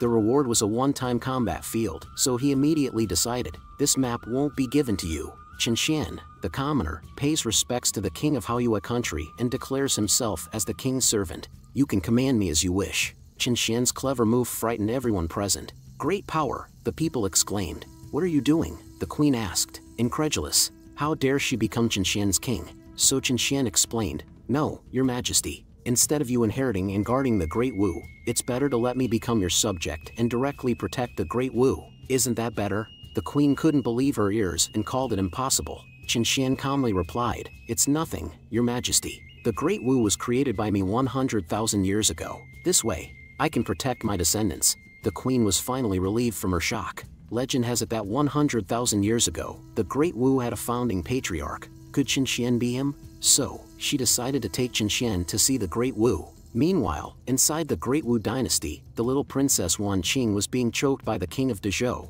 who held her by the neck with one hand. You Great Wu people are still resisting. Is this your vow to never surrender the power of the Dragon Vein? My little princess Wan Qing? It turns out that in the Hongmeng continent, where the martial arts prevail, people with cultivation talents can form cultivation organizations. Once they reach their peak, they can massacre ordinary people with ease. The only way out for ordinary people is to join the empire. Although the members of the empire are also ordinary people, they have the power to fight against cultivators, the Dragon Vein power. However, only emperors can control the Dragon Vein power. There were cases where cultivator forces massacred the people of a dynasty, but eventually, the king single-handedly annihilated the entire force. Therefore, no matter how strong a cultivator may be, they cannot resist the Dragon Vein power of an emperor. But the dynasty also had its flaws. The dynasty could only have one emperor who possessed the power of Dragon Veins, and the cost of using it was the emperor's life. So when the king of the Great Zhou dynasty mastered the talent to cultivate, he aggressively expanded his desire for the dragon vein power of the world. And Great Wu was his last stop. What the emperor lacked most was longevity. As long as the princess surrendered the power of the dragon veins, he was willing to grant her the talent to cultivate. Moreover, he had already cultivated a 1,000-year lifespan and become a powerful king realm expert. If the princess refused, he would decide to kill all the people of Great Wu. The ministers on the side quickly spoke up, saying that the princess could not surrender the power of the dragon veins. If she did, the Great Zhou would control Great Wu. You would also die. Despite the threat, he did not hesitate any longer. He immediately gathered energy in his right hand, preparing to kill them. At the critical moment, the princess suddenly erupted with energy, which slowly dissipated in the man's hand. A white divine dragon appeared in the sky. Ha ha ha. Finally, it has emerged. The only young princess sacrificed her life to activate the power of the dragon veins in order to save Great Wu. But in the face of such an attack, the other side remained calm and even ridiculed her. How ridiculous! Do you, a young dragon, think you can defeat me? Before he could finish speaking, the princess directly killed him. The princess was also about to die from exhaustion of her life force. The ministers looked at everything with sadness, but suddenly they looked behind them in horror. Ha ha! Who said I was dead? I am the Dragon Slayer personally appointed by the Great Zhou, and I have collected dozens of dragon vein powers for the Great Zhou. How could I die easily? Seeing the enemy resurrected, the ministers were incredulous. How could there be someone who survived a hit from the dragon veins? Now was not the time for them to be shocked, as the opponent had already come to kill. He delivered a fatal punch to the princess, and his body immediately began to expand as he repeatedly kicked the dying princess. Do you know the benefits of a long lifespan? The ministers helplessly watched the scene unfold. Don't do it! The princess's remaining lifespan was limited, and another hit would undoubtedly be fatal. At this final moment, the princess helplessly gazed at her enemy. Haha! Die for me! His body continued to expand, and it seemed as though he was going to self-destruct, but suddenly, he was slapped and sent flying. The explosion reverberated throughout the sky. As it turned out, Chen Xian had finally arrived and intervened just in time. The ministers watched in disbelief as they looked up at the sky. Do you really think you can take down the Great Wu with just you? They turned toward the sound and saw that it was the king of Haoyue Kingdom. Why are you here? If you interfere, the Great Zhou will destroy your country. Little did they know that the person in front of them was none other than the patriarch Chen Xian. Now, you should be worried about Great Zhou being destroyed. It was only then that they remembered. Could it be from 10,000 years ago? Suddenly, Chen Xian looked up at the sky in surprise. The enemy, who had just been blown to pieces, had miraculously been reborn. Haha! Who is this Shantian Emperor? Even the Jade Emperor couldn't kill me. I made a contract with 10,000 of my country's warriors. Each time I die, it is borne by my warriors. Just now, I consumed one warrior. Now, I'll detonate 100 and kill you all. No wonder he had always used suicide attacks. Since that's the case, please take the princess and escape. However, Chen Xian remained calm and collected. Ask the queen next to him, where is their country? After learning that it was in the northwest region, he unexpectedly claimed he could solve it in 10 seconds. Do you think you can solve me in 10 seconds? What a joke! Now gather 100 people's lifespan power, and I can almost blow you up in 10 seconds. All of you, come at me. But suddenly, he had an angry look and sensed that something was wrong. It seemed that something had appeared in the kingdom's sky. His divine sense quickly returned, and he was shocked by the sight in front of him.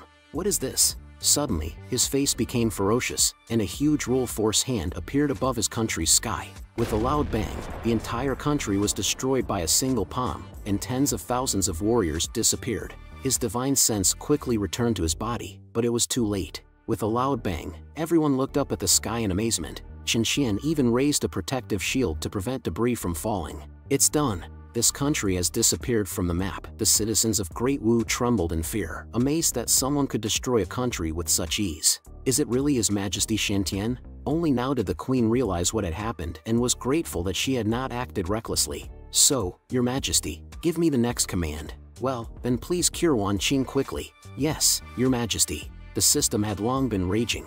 I give up.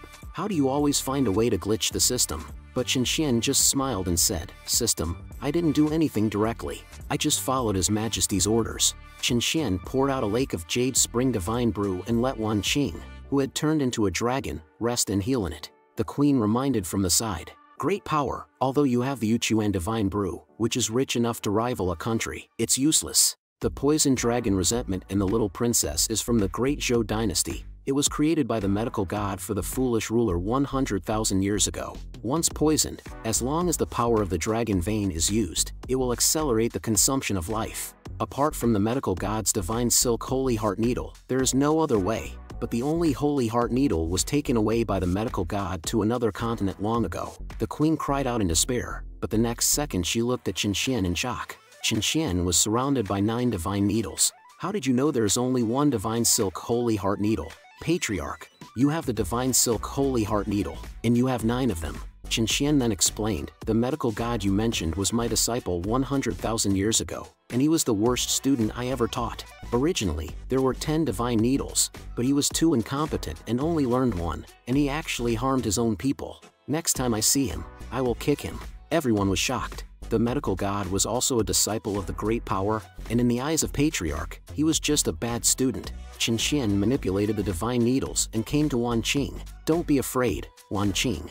I am your patriarch from 100,000 years ago, and now I will remove the poison dragon resentment for you. On the other side of the spiritual clan's tomb, Zhu Wuyan and the others were fighting fiercely. Is it really necessary to keep fighting just for a leg? Which traitor's disciples are you? It must be the Taiwan sect. Scrounging and penny pinching, so disgusting.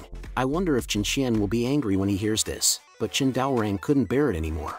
How dare you insult my patriarch? Your master is the penny pinching scrounger. That's right, your entire sect are all penny pinching scroungers. Idiots. The #1 sect in the world looked on in confusion. Their eyes couldn't keep up with their movements. They could only cry out, stop it. Don't fight anymore. If you keep fighting, the spiritual tomb won't open, and we will all be wiped out. Suddenly a voice came from the spiritual tomb. Silence. No more insolence. I am the guardian of the spiritual clan's tomb, responsible for supervising every test. I hereby announce that anyone who can reach the depths of the tomb will receive supreme fortune and inheritance. The top of the vine is the entrance to the tomb.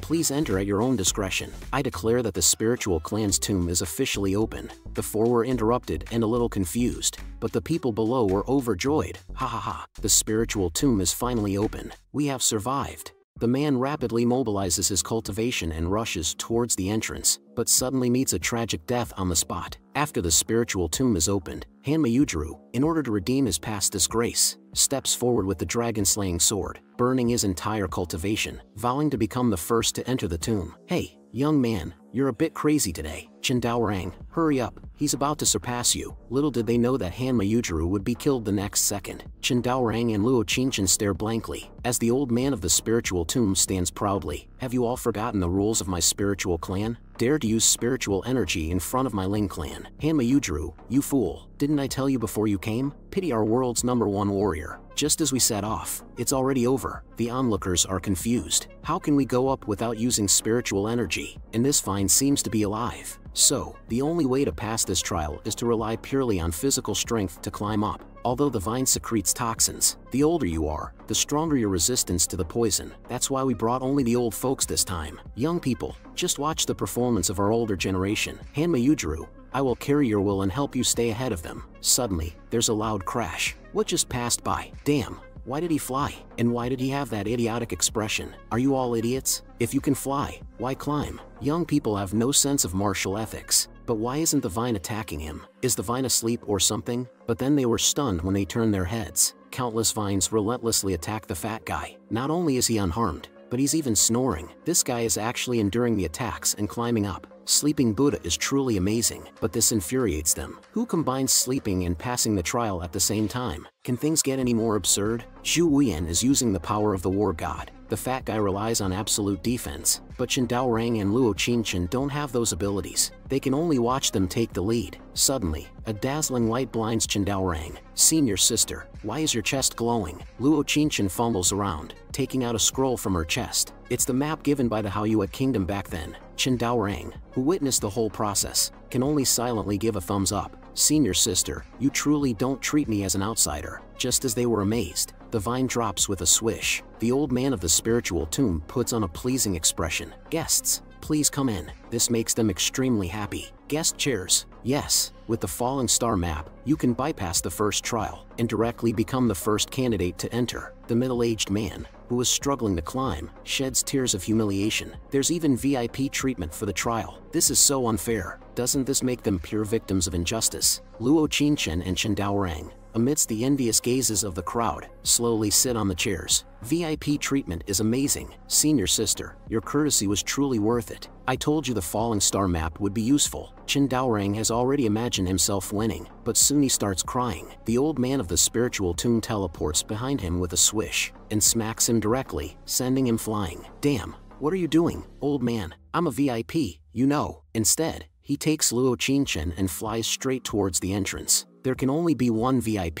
The falling star map can only allow one person inside. Damn it, only one person? Why didn't you say so earlier? This scene happens to be witnessed by the unlucky middle-aged man. The two who have been constantly abused finally see something happy. You're also experiencing this now. Finally, someone is having a worse time than me. Weren't you arrogant just now? Now you can't do anything, right? Given the situation, Chen Daorang can only climb along with them, but as soon as he touches the vine, it hurts terribly. It turns out the vine is poisonous, and the younger you are, the more toxic it is. At this moment, the voice of the old man of the spiritual tomb resounds. The opening time of the teleportation gate has only 100 breaths left. Chen Daorang is already in despair. Now he's going to embarrass the patriarch. What can be done to catch up with them in such a short time? Suddenly, a fluctuation emanates from the ground, and an extremely dense spiritual energy surges out. The enraged old man of the spiritual tomb, who was monitoring, is burning with anger. I just explained the rules, and you dare release such a dense spiritual energy. This is the greatest disrespect to the spiritual clan. Without waiting for him to take action, countless vines are surging towards Chen Daorang. This is actually the move the unlucky middle-aged man specifically prepared for his opponents, daring to kill Hama Yujiro. Now it's your turn. Chen Daorang's heart is already collapsing. Is he going to meet his end here? Suddenly, a hair floats out, and from it emanates a voice that seems like divine might. You insolent fool, how dare you attack my junior with this worthless grass? In the next moment, this lightly floating hair bursts with unparalleled power, like an unparalleled strike, directly cutting the vine in half at the waist, its might sweeping across the entire scene. Shocking everyone present, Chen Daorang is already stunned, and the vine collapses with a thunderous sound. After all the effort to climb for so long, it falls like this. The unlucky middle-aged man can't help but feel miserable and want to cry. The energy of the entire spiritual tomb couldn't counter it, and the old man of the spiritual tomb can only stand there helplessly. To possess such power, could it be that man? Chen Daorang looks at the hair in his hand, as if the whole world is in his hands. Who could have imagined that a single hair from the patriarch could be so amazing?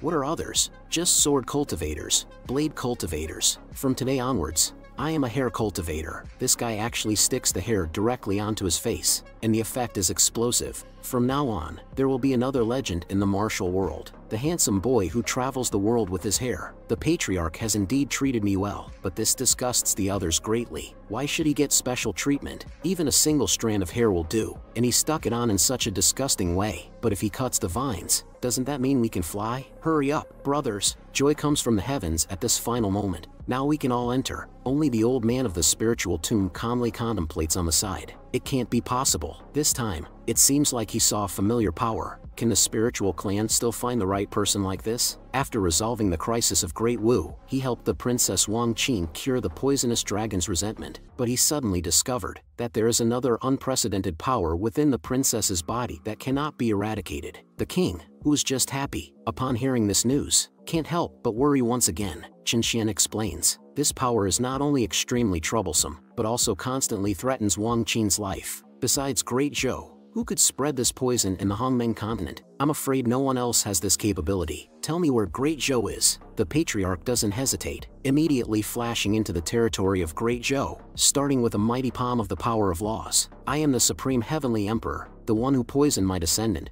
Wang Qin. Quickly come out and apologize. Otherwise, I will annihilate Great Zhou. Suddenly, thunder cracks in the clear sky. The sound of thunder reverberates incessantly, but a voice comes through. Although the voice is not loud, it strikes directly at the soul. Supreme Heavenly Emperor, even if you kill me, you won't be able to cure your descendant. Once this poison is planted, even I am powerless. Chen Xian instantly becomes furious. Then you shall be buried together with Great Zhou. Manipulating the power of laws, covering the entire nation of Great Zhou, directly cover downwards. Suddenly, a purple light shoots out from the ground, actually shattering Chen Xian's power of laws into pieces. Chen Xian has never encountered such a situation before. Still in a daze, he hears that voice again. Supreme Heavenly Emperor, it seems you haven't understood the situation. Now the person to worry about being killed isn't me, but you, Chen Xian. At this moment, Chen Xian feels as if he is in an endless hell. The system also turns red directly. Warning, warning, host, this creature has the power to kill you. Don't act rashly. Simultaneously triggers a high difficulty mission. Trial 6 urgently opens. Success will allow you to proceed to the next continent. Failure will result in catastrophic damage to the host and the Hongmeng continent. Chen Xian breaks out in a cold sweat from shock. This thing can kill me. If I fail, will the creatures on the continent die? But the Supreme Heavenly Emperor, invincible for 10,000 years. How could he be frightened by this unknown person? He directly questions. Who are you? Why would you harm a child? Do you still want to destroy this continent? Chen Xian's reaction also surprises him. In the absence of any information, he can actually guess his plan. But who I am doesn't matter. What matters is that a new era of 10,000 years is about to begin.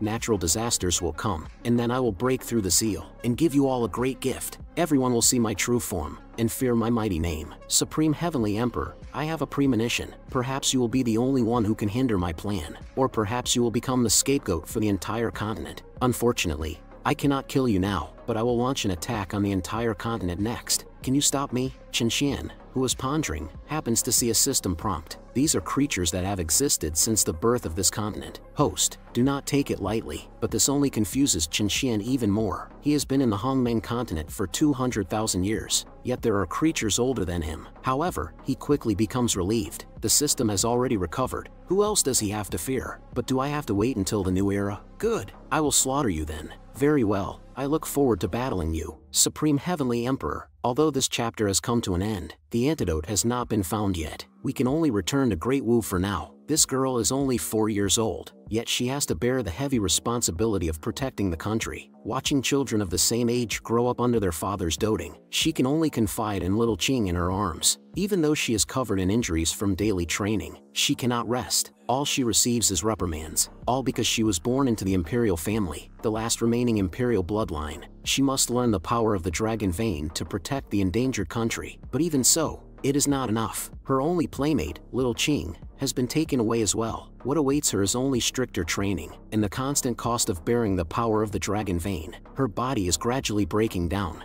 and little Qing can only silently bless her. 3 years later, little Qing dies due to excessive worry for Wang Qin, and 6-year-old Wang Qin, having exhausted the power of the dragon vein, and already infected with Great Zhou's poisonous dragon grudge, has very little remaining lifespan. She stares blankly at the deceased little Qing. Prime Minister, before Wang Qin's death, she wanted to bury little Qing, but all she received was rejection. Great Zhou has already sent people to attack the royal palace. The people of Great Wu are all hoping for your salvation, even if it means death. You must save Great Wu. Don't think that you can stop fighting for Great Wu just because you're going to die. You exist for Great Wu. You must. Before the sentence is finished, the Prime Minister is instantly killed by an explosion, once again, leaving Wang Qin alone. Looking at the Prime Minister's corpse, only endless grief remains. With a snap, she is suddenly grabbed by a hand. What are you still concerned about? I told you that you should care about the survival of the country, instead of being indecisive like a child. No matter how scared you are, no matter how much you long for freedom, it's not allowed. Because you are the king of this country, you must bear everything, including sacrificing your life. But who cares that she is only 6 years old? Suddenly, an attack strikes, directly shattering him. A voice comes. Isn't what Wang Qin has done for the country enough? The person who arrives is none other than Patriarch Chen Xian. He extends his right hand, gently caressing Wang Qin's cheek. I'm sorry, Patriarch is late. Don't worry, Patriarch is here now. From now on, Wang Qin doesn't need to fight anymore. These years must have been very frightening for you. You've worked hard. At this moment, Wang Qin stares blankly at the person in front of her. Her lips tremble slightly, as if all the grievances have been cared for. Instantly, her face turns red from crying, and she rushes into Patriarch's embrace, crying loudly. After crying, Patriarch carries her to bed, and she falls into a peaceful sleep. Wang Qin seems to be dreaming. Chen Xian looks out the window, carefully recalling the entire situation. If he wants to cure Wang Qin's poison, he'll have to see if the younger generation can conquer the Spirit Clan's tomb. I wonder how those little guys are doing now. At this moment, inside the Spirit Clan's tomb, Luo Qinchen stands alone here. Chen Daorang, are you here? After the fat guy withstood the attack and pushed through. Ha ha, I'm the first to arrive. Zhu Wuyan follows closely behind him and also arrives. I'm the second, but after they stabilize, they all look dumbfounded, silently looking at Luo Qinchen in front of them. How did you, a woman, arrive before us? Luo Qinchen looks disdainful. Who are you talking about?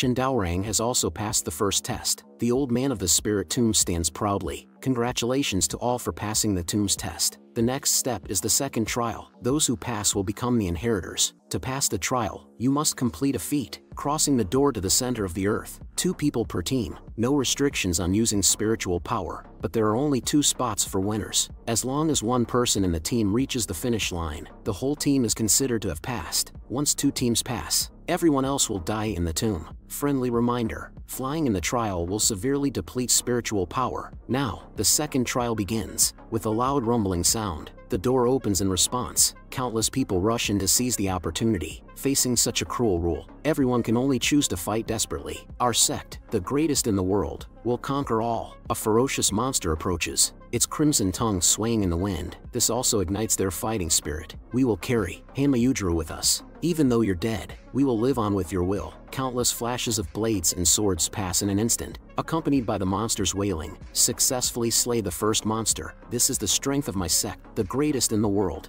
Unlike some people, all bark and no bite. Suddenly, a strong gust of wind blows. It turns out to be Zhu Wuyan and Chen Daorang, along with 2 others. How boring! Is this level just about killing monsters? Isn't there something stronger? Zhu Wuyan and Qin Peng's team kill 99+ beasts. Chen Daorang and Luo Qinchen's team kill 99+ beasts. Who is the real monster here? Why do they make it look so easy? In the midst of their shock, a hissing sound is heard. They turn around and see a giant spider looking shyly at them. Chen Daorang and Zhu Wuyan charge forward fearlessly. Little spider, here I come. One wields a hoe, the other grabs a tree branch, madly unleashing attacks on the spider. But they inadvertently expose a vulnerability, and the small spider spits out a glob of phlegm, directly hitting both of them. They are sent sprawling and sliding along the ground for 200 meters. Luo Qinchen and the chubby guy show worried expressions. They quickly rush to the rescue. Be careful, the phlegm is highly toxic. We can't move. However, the small spider doesn't want to give them any chance, continuously spewing countless spiderwebs. The chubby guy extends his arms. Little buddy, don't be afraid.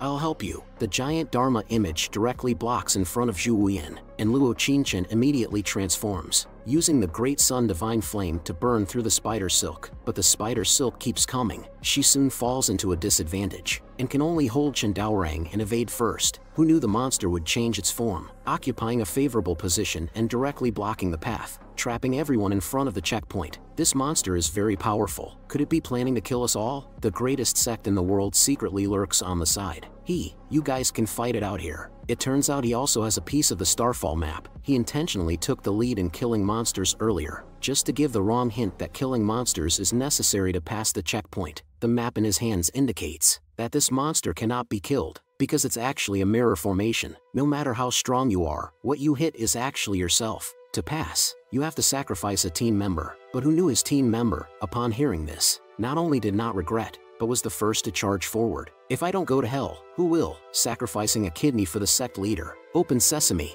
After the sacrifice, indeed, a passage opened up, and the sect leader swiftly entered. It is said that the spiritual clan does this to test the spirit of sacrifice. But if they let them pass the test first, then the remaining people will all die. Chen Daorang and Zhu Wuyan helplessly watch this scene. They can't understand how they managed to get past this monster. At this moment, the chubby guy explained, I saw it. They sacrificed a team member. This seems to be the secret to getting through the spiderweb. Luo Qinchen listened to this news in shock. So that's why it has to be 2 people in a team? Now the voice of the spiritual tomb elder resounded. There are only 100 breaths of time left. 2 teams are approaching the finish line. Once the time is up, the teams that haven't passed will all die. There's not much time left for Chen Daorang and the others. In this tense moment, couples who were just affectionate moments ago immediately turn against each other. Master and disciple fighting each other is even common. Morality has completely fallen. Even biological father and son, for the sole chance of survival, they turn their weapons against each other. Just then, the chubby guy grabs Zhu Wuyan. Little brother, instead of both of us dying here, it's better to. Hey, what are you trying to do, chubby guy? But the chubby guy was unusually calm at this moment. Every time I wake up after sleeping for so long, I always feel a sense of loneliness and abandonment. But this time, when I met you, I felt like I met a family member. How about I let you go ahead? Zhu Wuyan looked at the chubby guy in astonishment. Luo Qinchen helped Chen Daorang up at this moment. Indeed, there's not much time left, Chen Daorang. As your senior sister, I should take responsibility for taking care of my junior brother. When you obtain the inheritance, remember to take care of Forget Immortal Sect for me. It turns out that after hearing the method to pass, both Chubby Guy and Luo Qingchen had already made their own choices. Zhu Wuyan and Chen Daorang, dragging their injured bodies, shouted behind them, "Senior sister, stop, let me handle this. Chubby Guy, come back." But the two had already arrived at the front of the formation. Chen Daorang's mind was shaken, and he couldn't stop them anymore. At this critical moment, the only one left to seek help from was the Patriarch. He took out a strand of the Patriarch's hair alone and silently prayed in his heart, "Patriarch, please, save us. Otherwise, Senior Sister will die." Who knew that they would actually receive a response from the Patriarch? Chen Daorang, use your brain and think carefully. There must be a solution. You can't rely on the Patriarch to solve everything. This time, the Patriarch won't help you. Remember, you are a descendant of the Chen family. But at this moment, Chen Daorang couldn't absorb anything the Patriarch said. "Patriarch, what can I do now? When you gave Senior Sister the grilled skewer to enhance her cultivation, if you had shared some with me, maybe I could save Senior Sister now." Wait, Chen Daorang suddenly had a bright idea. The skewer and the solution. So that's it. I have a way. Without hesitation, Chen Daorang immediately shouted, "Senior Sister, Big Guy, stop. I have a way that doesn't require sacrifice. As long as you, Big Guy, are willing to cooperate, our two teams will definitely pass the level. I swear in the name of my Patriarch." The Chubby Guy questioned, "Kid, why should I trust you? You're the one who's been chasing after me, seeking revenge." Luo Qingchen also quickly asked, "Chen Daorang, have you really thought of a solution?" At this moment, Zhu Wuyan suddenly spoke up and said, "Give it a try, Chubby Guy." He swore on his Patriarch's name. I don't think he would joke about his Patriarch, but in the next moment, he suddenly got angry and said, "And what's with you deciding to die for me? What kind of cool move is that? We can just die together and be reborn as brothers in the next life." The Chubby Guy calmed down at this point. "All right, quickly, tell us how to cooperate." Zhu Wuyan helped Chen Daorang up. "Thank you, just listen to my instructions. First, let the Big Guy put on his defense gear for me, and Senior Sister, use the Great Sun Divine Flame to ignite the Big Guy. Then I'll enlarge the stick's momentum, and the stick will carry me and the Big Guy towards the spider web. When we reach the spider web, the divine flame on the Big Guy's body should be able to temporarily burn through the web. Then, before the hole is sealed by the monster, Zhu Wuyan will tightly hold onto the other end of the stick. Once Zhu Wuyan passes through the spider web, I will enlarge the stick again and sling Zhu Wuyan beyond the finish line. But I'm heavily injured right now, so I can only sling you a certain distance before the finish line. Therefore, after you land, you must summon the battle garb of the war god and firmly hold onto your end of the stick. Wait for me to shrink on this end, and because you're holding onto your end, I can be carried over, and because only one person from a team needs to reach the finish line, we won't have to sacrifice anyone in the end. But before this, they were still enemies. Yet Chen Daorang unconditionally believed that Zhu Wuyan would pull him over. Chen Daorang explained it like this: "After fighting for a while just now, I had this inexplicable trust in you. If we can really make it out alive, I still want to recognize you as my junior." There are 20 seconds left until the trial ends. Zhu Wuyan exerts all her strength to stabilize the stick with the War God Battle Garb. "I almost consider you my little brother. Come at me." With a swoosh, Chen Daorang is directly carried over by the stick. At this moment, there are only 10 seconds left. The head of the top sect is also close to reaching the finish line. His spiritual energy is almost depleted, but who could have expected that at the last moment they would actually catch up, only to see Chen Daorang and Zhu Wuyan, both with their battle garb fully activated. Their momentum is astonishing and unstoppable. In this plan, the stick and us are like skewered kebabs. We can only succeed if we unite and fight together like grilled meat on a skewer. Only then can we pass the fiery test and overcome the difficulties. The sect leader has already exhausted all his spiritual power, but for the finish line, they dare not slack off in the slightest. No spiritual power? Then we'll run for it. However, Chen Daorang and the others are full of determination. Even if they are injured and coughing up blood, they burn their spiritual energy and continue moving forward. We can only trust each other. Only then can we possibly reach the finish line. In the remaining time, I didn't expect them to win in the last second. The sect leader and the others can hardly believe their eyes. How did they pull off such a move? At this moment, the voice of the Spirit Tomb Old Man resounds. Time's up. The participants who cleared Trial 2 have been determined. The trial is over. Now, I will transport the participants to the finish line. Chen Daorang,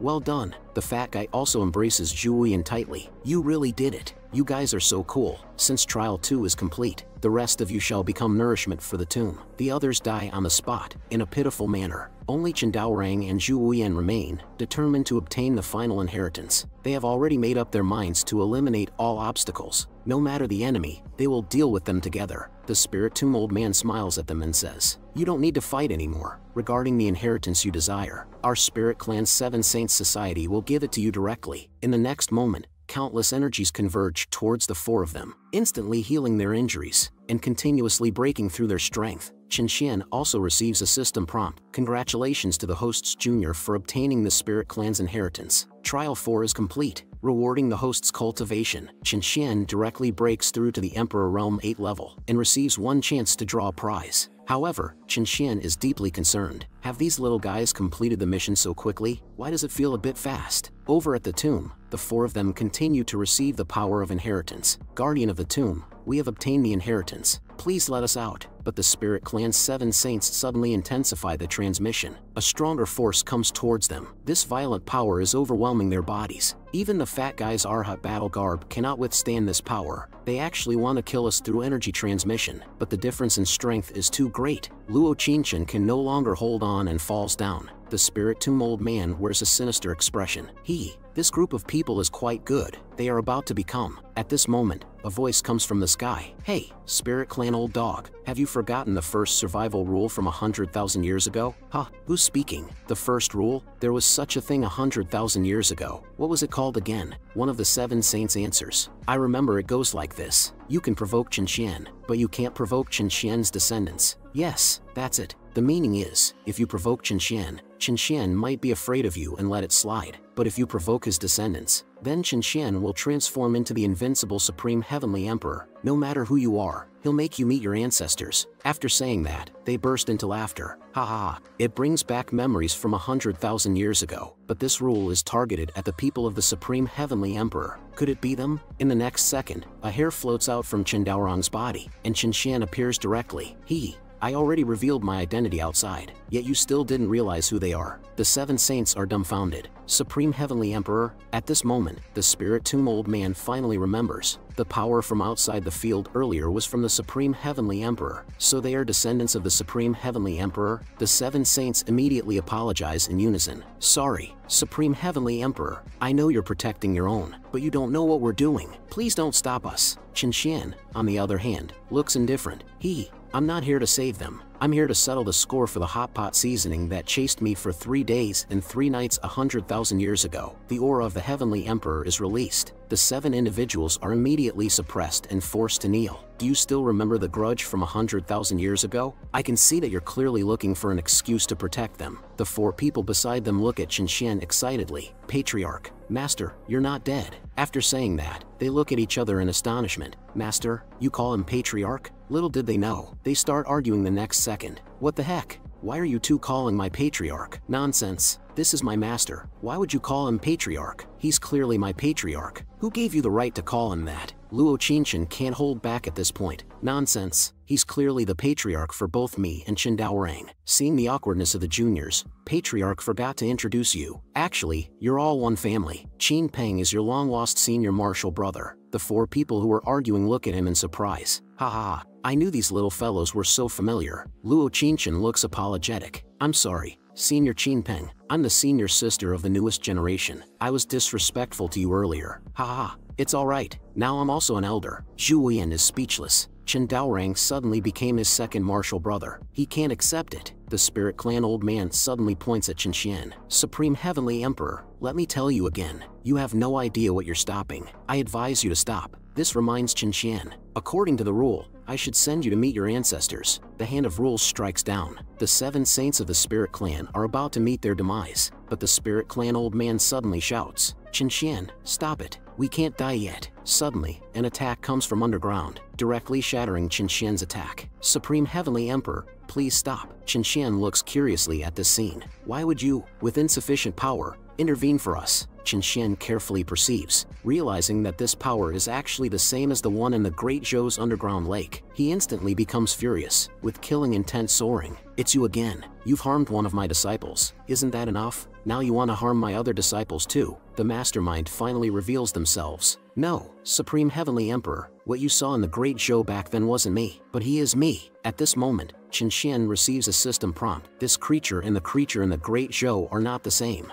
This creature doesn't possess the ability to kill you. He continues to speak. Supreme Heavenly Emperor, I understand that you're confused now. Please allow me to explain the whole situation. Qin Xian also wants to know the origin of all this. After all, the system said that only here can the Wang Qin toxin be resolved. Originally, millions of years ago, he was born in this continent. He is the spiritual vein of this continent, devoted to blessing the living beings in the region. At that time, the Hongmeng continent was full of vitality, but since the human clan discovered the power of the spiritual vein, they started using it to launch wars. The war lasted for millions of years without cease. As the spiritual vein itself, he witnessed too much slaughter, which affected his state of mind. Eventually, a malicious thought emerged in him, and he wanted to kill all living beings in the continent to prevent the disaster from happening. When he was still clear-headed, the spiritual vein called upon his messengers, which are the entire Spirit Clan. At that time, most of his power was bestowed upon the Spirit Clan, but because the power was too overwhelming, the Spirit Clan almost perished as a result. Fortunately, after the 7 saints of the Spirit Clan received the power, they became the spiritual bodies capable of sealing the spiritual vein.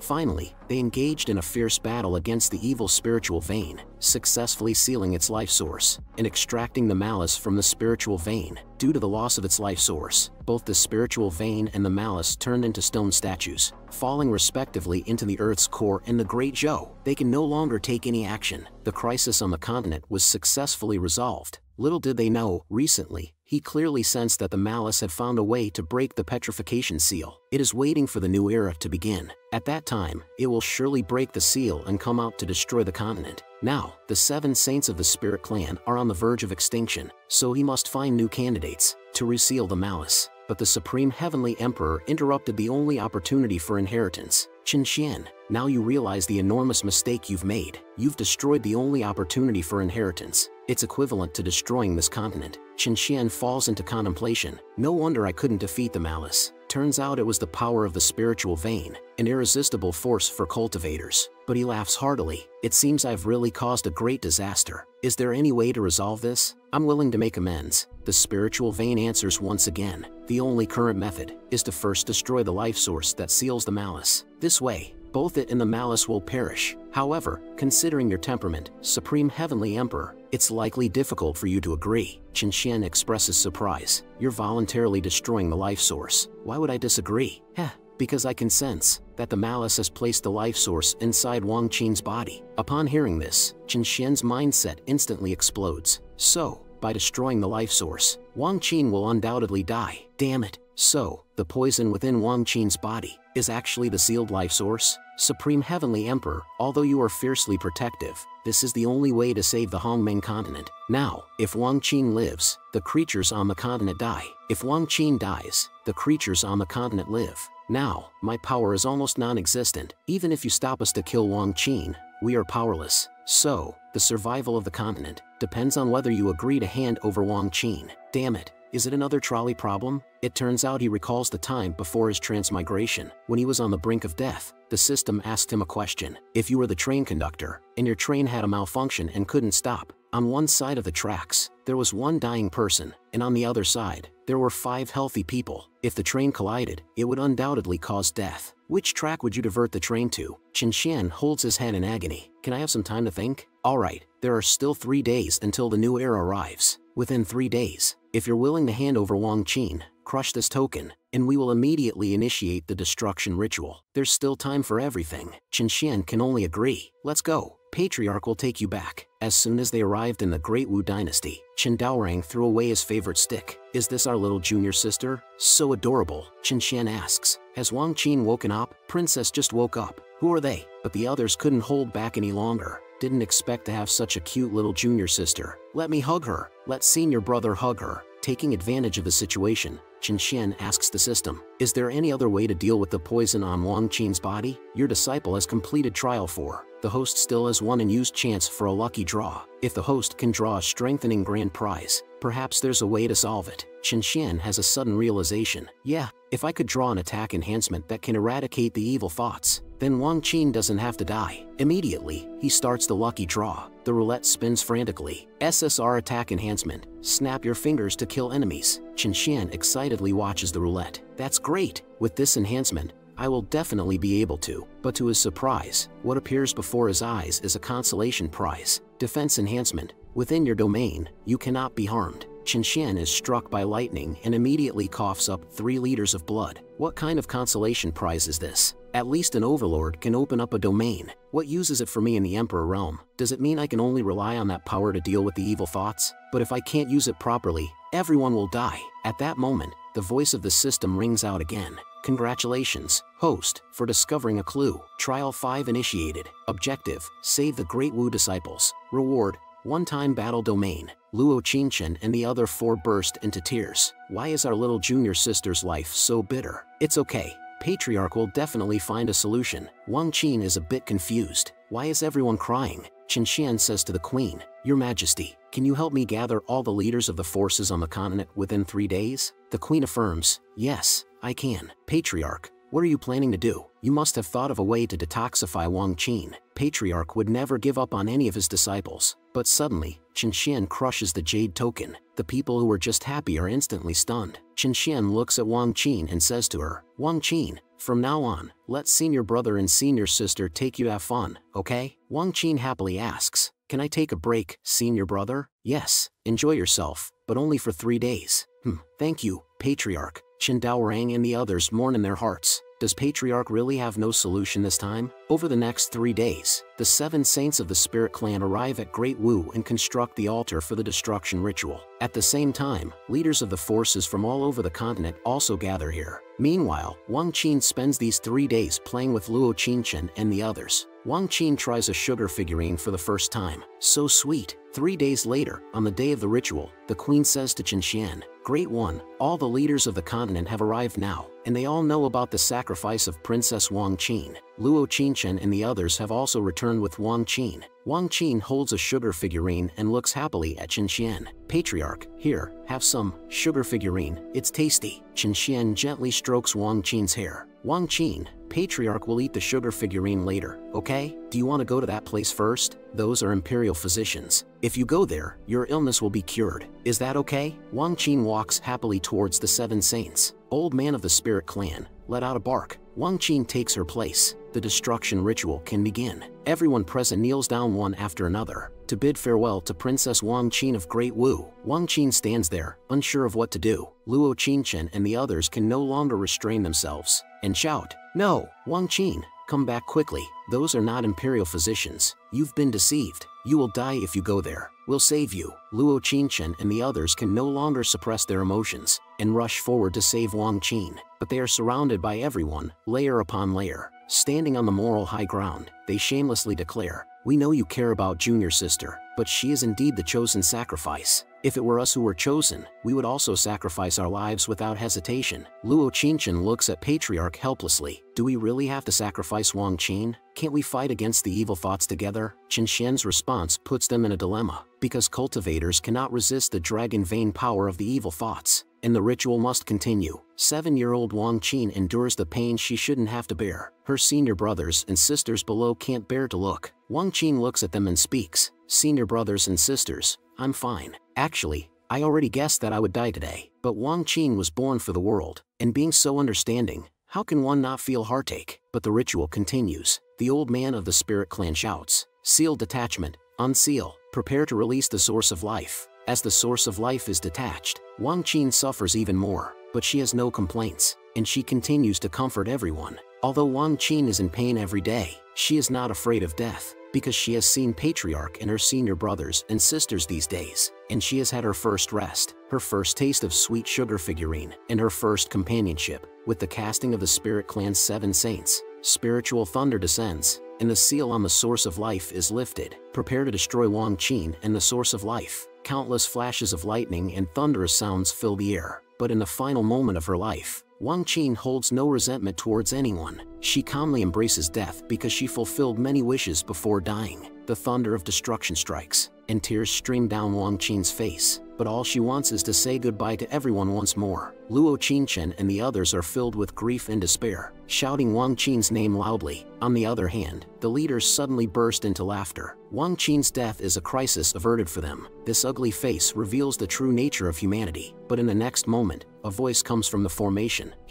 Who said the crisis was averted? In the midst of their astonished expressions, Chen Xian holds Wang Qin in one hand and slowly walks out with the source of life in the other hand. Thank you for helping to release the seal on Wang Qin. Now I have saved the source of life. At the final moment, it was Patriarch who took action, but the 7 saints of the Spirit Clan cannot sit still. They condemn Chen Xian one after another. Chen Xian, have you gone mad? Quickly destroy Wang Qin and the source of life. Are you willing to sacrifice the entire continent for one person? Chen Xian's gaze is full of disdain. The appearance of the evil thoughts is due to the greed and slaughter of the human race. Why should Wang Qin bear the entire human race's mistakes alone? But the people below respond. Wang Qin was chosen. If it were us who were chosen, we would also be willing to die for the world. But Chen Xian's actions directly expose their true nature. Fine, I haven't let go of the source of life from Wang Qin yet. If you are willing to accompany Wang Qin in death, I agree to kill Wang Qin. Look at these self-righteous individuals. Now I have chosen all of you too. Why aren't you willing to sacrifice your lives for the continent? Selfishly standing aside and speaking empty words. Who can't do that? Chen Xian directly waves his hand and severs the source of life. So I ask you, why should